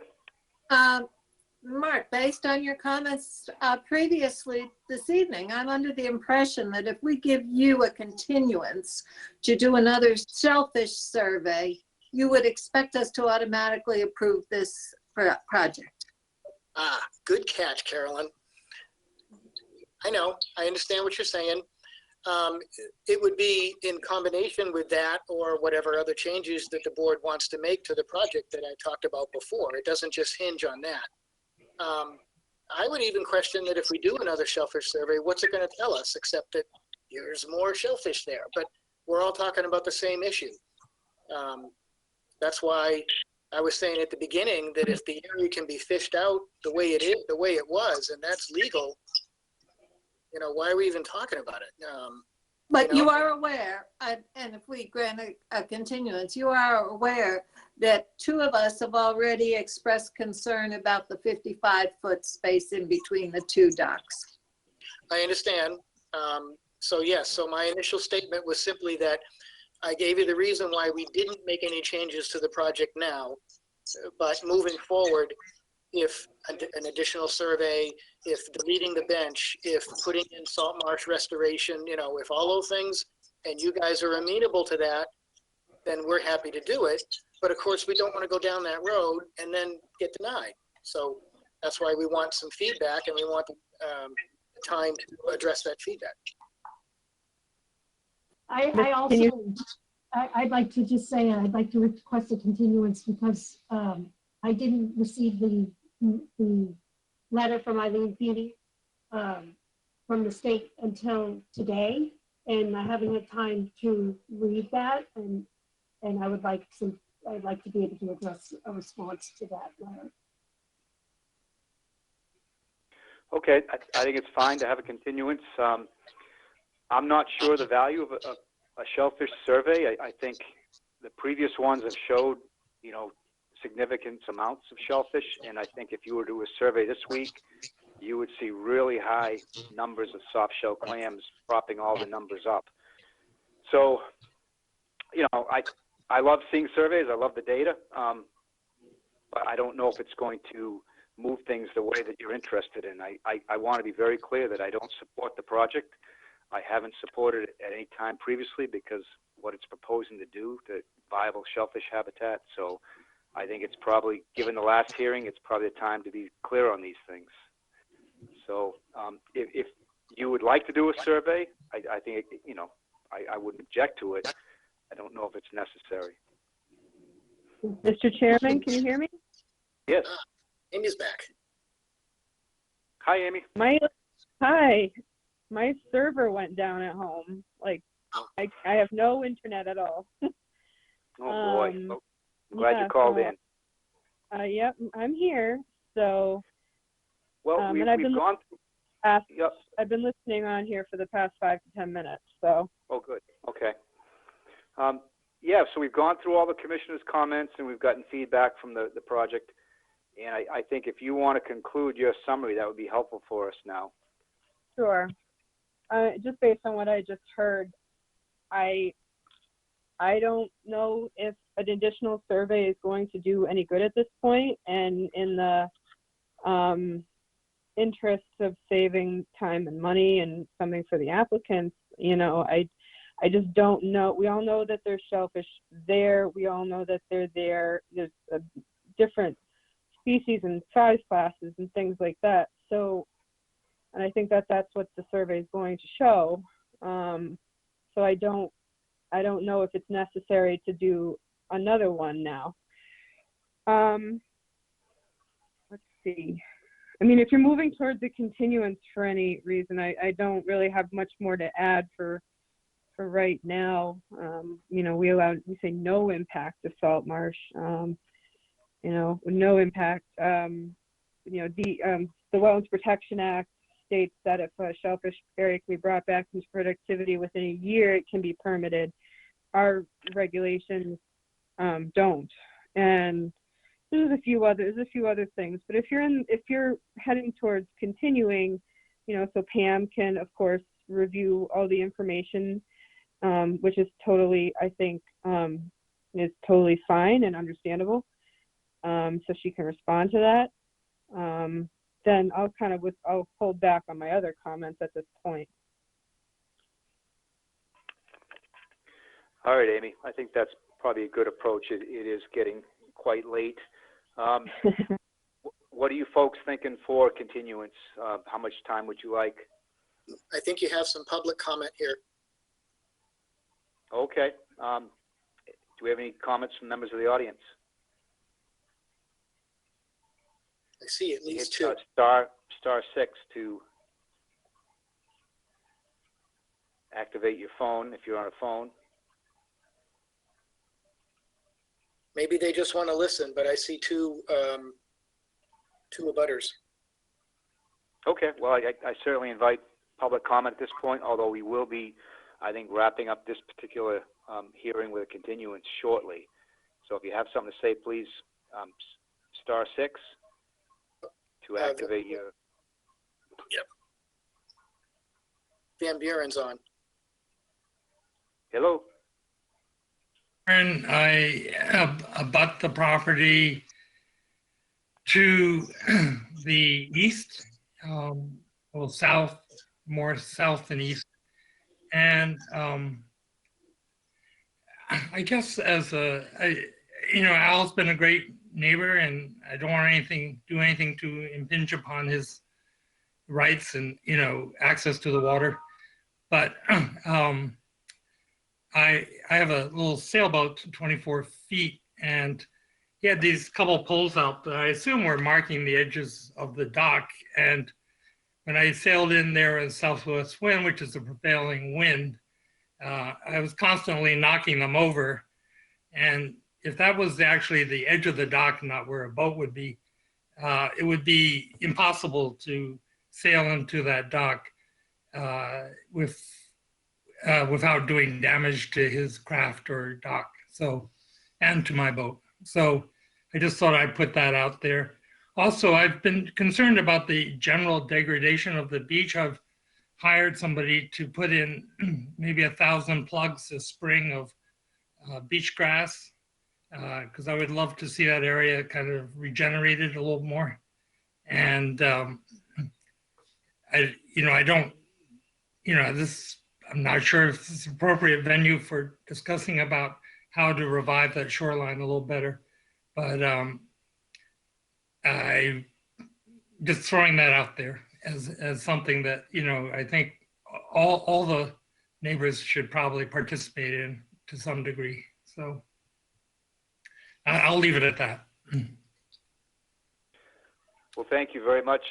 Really appreciate your comments. How do you feel about the dynamic of sea level rise in the harbor?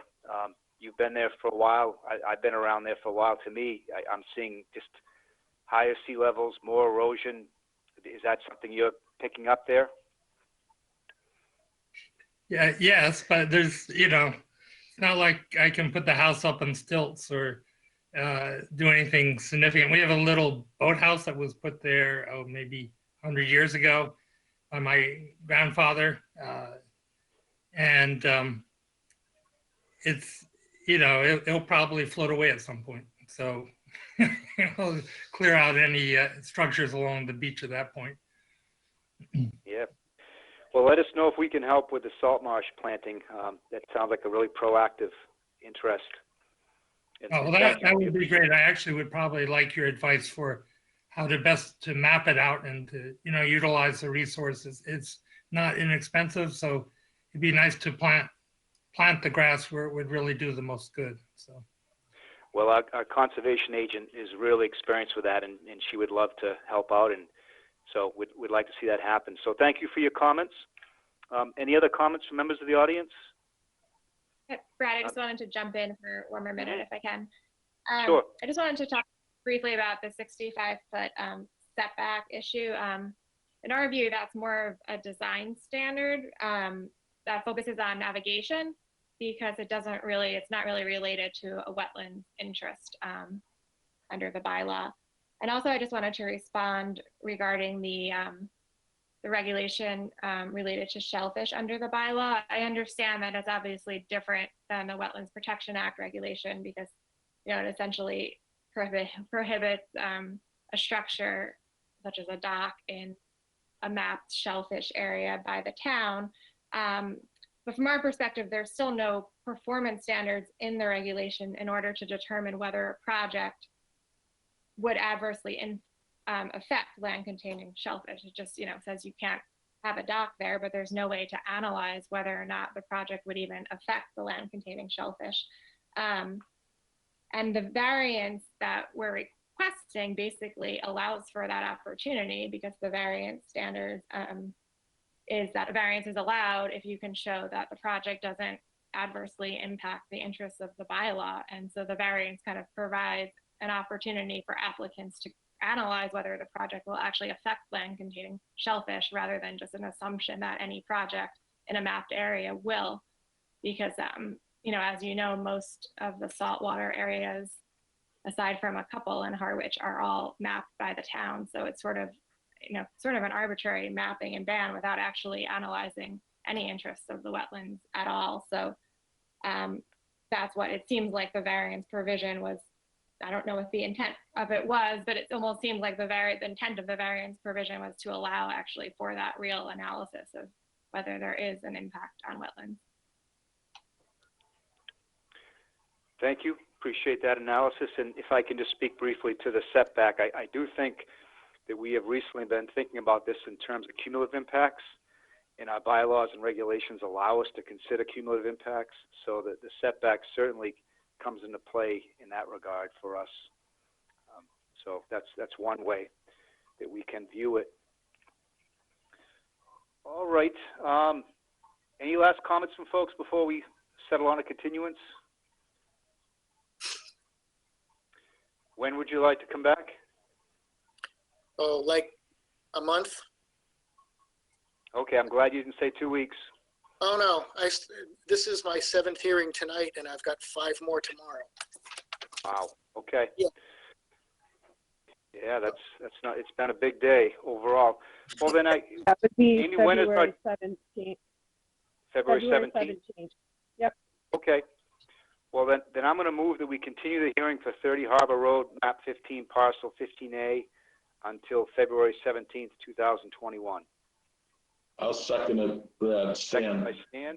Okay. All those in favor by roll call, say aye, A, or nay, starting with Stan. Oh, I'm back to the beginning. Aye. Carolyn, You're muted.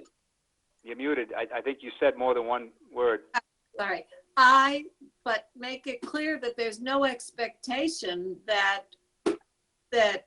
we will approve automatically because of it. Yeah, I think that message is out there. We understand that because you guys haven't really given us any specific direction on where to go. Yep. John? A. Jim? Aye. Let's see, Ernie? Aye. And myself, Brad Chase, aye. Okay, so we'll continue until February 17th. Thank you all for the discussion, and we'll see you then. Okay.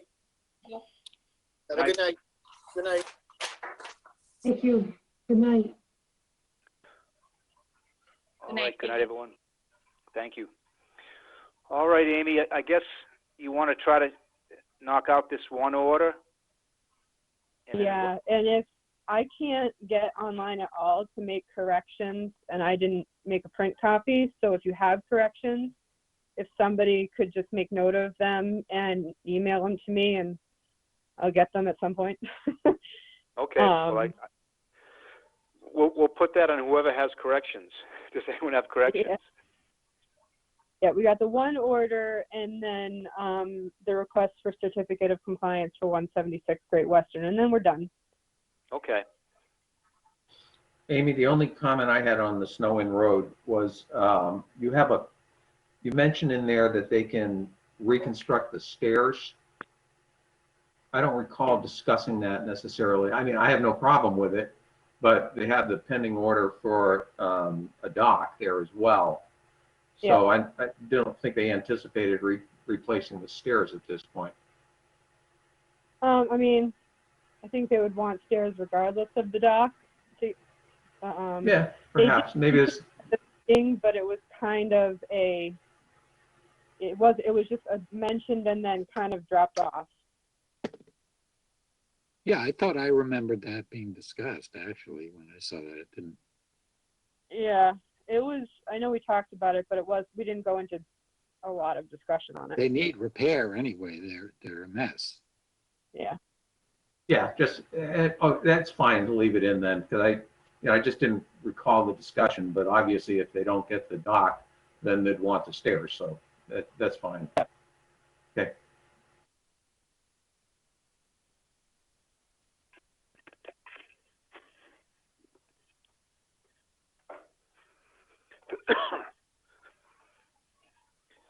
Yeah, if anyone has any other comments, just let her rip. I have nothing. I'm the same for that.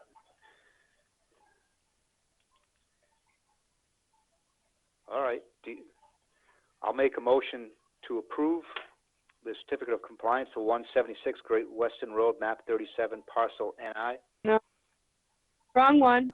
Wrong one, right. Oh, It's order of conditions for 64 Snow Inn. oh God, I'm You're- sorry. You can you're tell ahead what of us. time it is. Yeah. You can tell. All right, well, let me retract that then. So I move that we accept the order of conditions for 64 Snow Inn Road, Road Realty Trust, 0 Snow Inn Road, map 15, parcel N5-B-0-R. I'll second it. Seconded by Ernie. All Yeah. those in favor by roll call say aye or nay. Starting with Stan. Aye. Carolyn. Aye. John. Aye. Jim. Aye. Ernie. Aye. Myself, Brad Chase, aye. So motion carries. All right, next we have a request for certificate of compliance for 176 Great Western Road, map 37, parcel NI. And Ernie's going to excuse himself from this. I forget, honestly, there was one pending issue, I think. And I don't know if you want to describe what that was, Amy. Sure. It was the off-season storage, and That's right. the order for 176, it says to be stored, the dock is to be stored off-season outside the 50-foot buffer. Mr. Crabtree has requested to keep it on his beach, set in an area that is devoid of vegetation and is just sand. I will state that I don't believe that it has a negative impact where it's sitting, but I do think that given Mr. Crabtree's involvement here and being a member of the Conservation Commission, that it could be construed as having a bias to allow him to keep it on the beach. I do think if there's not an area outside the 50, because Mr. Crabtree has not only a buffer zone to the pond, but also he has a bordering vegetated wetland on the west side of his property, that at least storage either in the driveway or in a lawn area would be acceptable, even if it was in the 50, as long as it was not on the beach. So that's my recommendation, and no hard feelings. But I just think that consistency, we have to stay consistent. So. Okay. Thanks, Amy, for that. All right. Well, let's run through comments. And I think Stan, you did express your interest last time. If you want to just briefly say how you feel. Well, last time I was concerned for the same reason Amy just suggested, because of Ernie's role on our committee.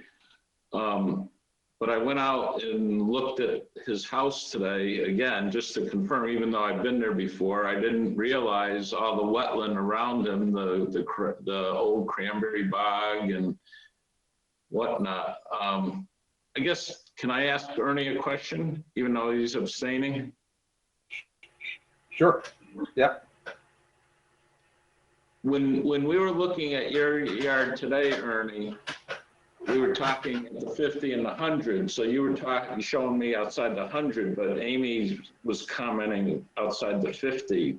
I'm trying to figure out where would be a place that could be. If you remember the site plan that I showed you, Stan, right. The only area outside, so I have the 50 coming across from Sand Pond, and I have the 50 running down the sideline from the abandoned bog. Then I have a circular area in the driveway. That's really the only area outside of the 100, other than. Yeah, go ahead. Amy said the 50. Well, I'm sorry, outside the 50. is what I'm saying. That's the only area outside the 50 would be that area in the center of the driveway there, and then the obviously the gravel driveway that goes around that. That's barring I have a leach field behind the garage, and that sort of a thing that's grassed. But that's it. Okay. Because I do agree with Amy. I mean, there's where he has them right now on the beach. There's no vegetation. There's no impact from what I can see. So even though I was concerned, we had made exceptions for if Ernie was not a member of the board, that we've seen other people, we've made exceptions similar to this, even though, as Amy has said, they're few and far between. And that's all I'm going to say at this point.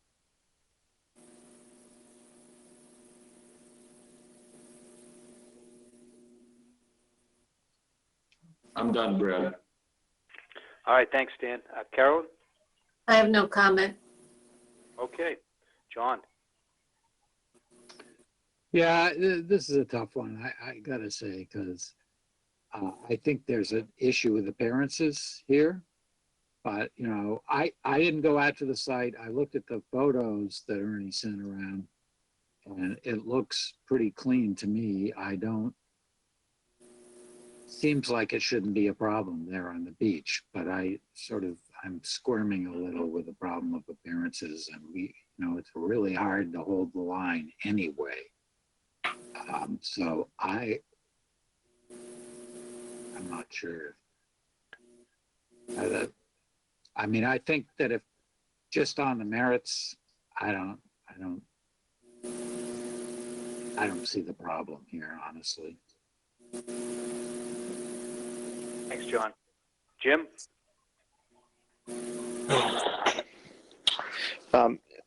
Yeah, I think based on the scenario, I'd go along with Amy's take on it. If there's any other possible area to put it off the beach, even if it's inside the 50, I'd be okay with that. I think we normally don't let people keep their docks on the beach, essentially because things can go wrong with that.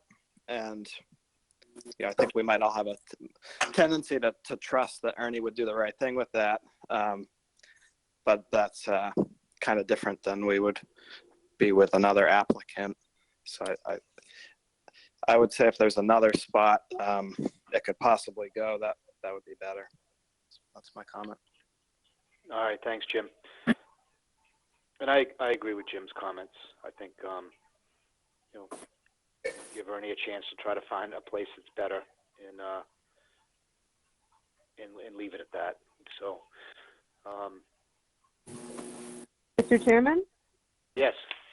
I think you can move on it tonight. I think you just, obviously I'll chat with Ernie and we'll come up with a place, but it is a request for a certificate of compliance. So I think you can approve that tonight and just, have Mr. Crabtree follow up with me about storage location. So I don't see any reason in holding up the paperwork. I agree. Okay. Just let me just comment, if I may. I appreciate all of the concerns that Amy's raised and all. We all spend a lot of time serving on these boards. And I think that as part of the approval process, one way or the other, we have had open discussion about this. And the fact that we've talked about it, we recognize the issue, doesn't necessarily mean that it should be discarded. The fact that we've got it in the minutes that this discussion took place and the people voiced their concerns, and at the same time recognize that there isn't a significant impact by leaving them on the beach, then I feel like I'm being penalized for being on the board. Yeah, no, it's an interesting one, Ernie. I think any more vegetation on that beach, and it would be I think a straight no. the way it looks right now, I don't think you can find an impact. I'm comfortable resolving this by saying that Amy's going to discuss with you where to put it, and you guys will resolve the best place to put it, and that's it. You know, you guys, you know, get together on site, and that's where it ends. And I don't think this is that big of a deal that we need to go beyond that. And I'm confident you guys will pick the spot that has the least impact to potential resources under our jurisdiction. That's fine, Brad. I appreciate that. Thanks. Yeah. Okay. All right. Well, then I move we accept the certificate of compliance for 176 Western Road, map 37, parcel N1, and with that one condition that the proponent and Amy will meet on site and figure out where to put the dock. I'll second it. Okay, Second. seconded by John. Any discussion? Okay, seeing none, I'll ask for a roll call to approve, starting with Stan. Aye. Carolyn? Aye. John? Aye. Jim? Aye. Aye, and myself, Brad Chase, aye. All right, I guess that's it. That was a long one, folks. Yeah, we don't like to get close to 11 o'clock, but either way, great comments from everybody and good discussion. So looking forward to having a discussion on the 26th. We'll have a lot to talk about. And so do your homework, please. Yeah, Good night, I will everybody. provide, oh, real quick. Well, you Yep. also, you'll the motion to get out of here, but I will Right. send you all, you know, my task over the next couple of days is pull together my end of things for the bylaw, send that out, make it available. And Brad has sent a bunch of stuff over. I think we've already loaded it in Dropbox. If we haven't, we will do that tomorrow. And this is a public meeting. I would like to invite, I mean, we're going to invite the Waterways Committee and John and Heinz to have discussion. I think it's wise to, you know, make it available to, well, it is available already, but make it known to other, you know, engineering and other firms. We have to have a public hearing, and this is the chance to have it prior to submission of the warrant article. So we will have time on February 3rd at the end to fine tune things, but the 26th will be our required public meeting on this. Amy, do you think it's best to vote on the 26th or the 3rd? It depends on how far we get. If Yeah. you are comfortable voting on the 26th, then by all means. Yep. You know, if it's a little fine little tunes you have me do with wording, and after that, then that's fine. So. Right. Yeah, you folks will see that I'm recommending that we vote individually on the different, you know, items in the bylaws and regulations. And so some of these, I think we're pretty close to consensus. It'll go quickly. Others, it will need some discussion. And so I'm pretty excited about having a chance to move this and the in lieu fee piece together as well. So, all right, thanks, Amy. I move that we adjourn. I'll second. Seconded by Carol, and all those in favor say aye, starting with Stan. Aye. Carolyn. Aye. John.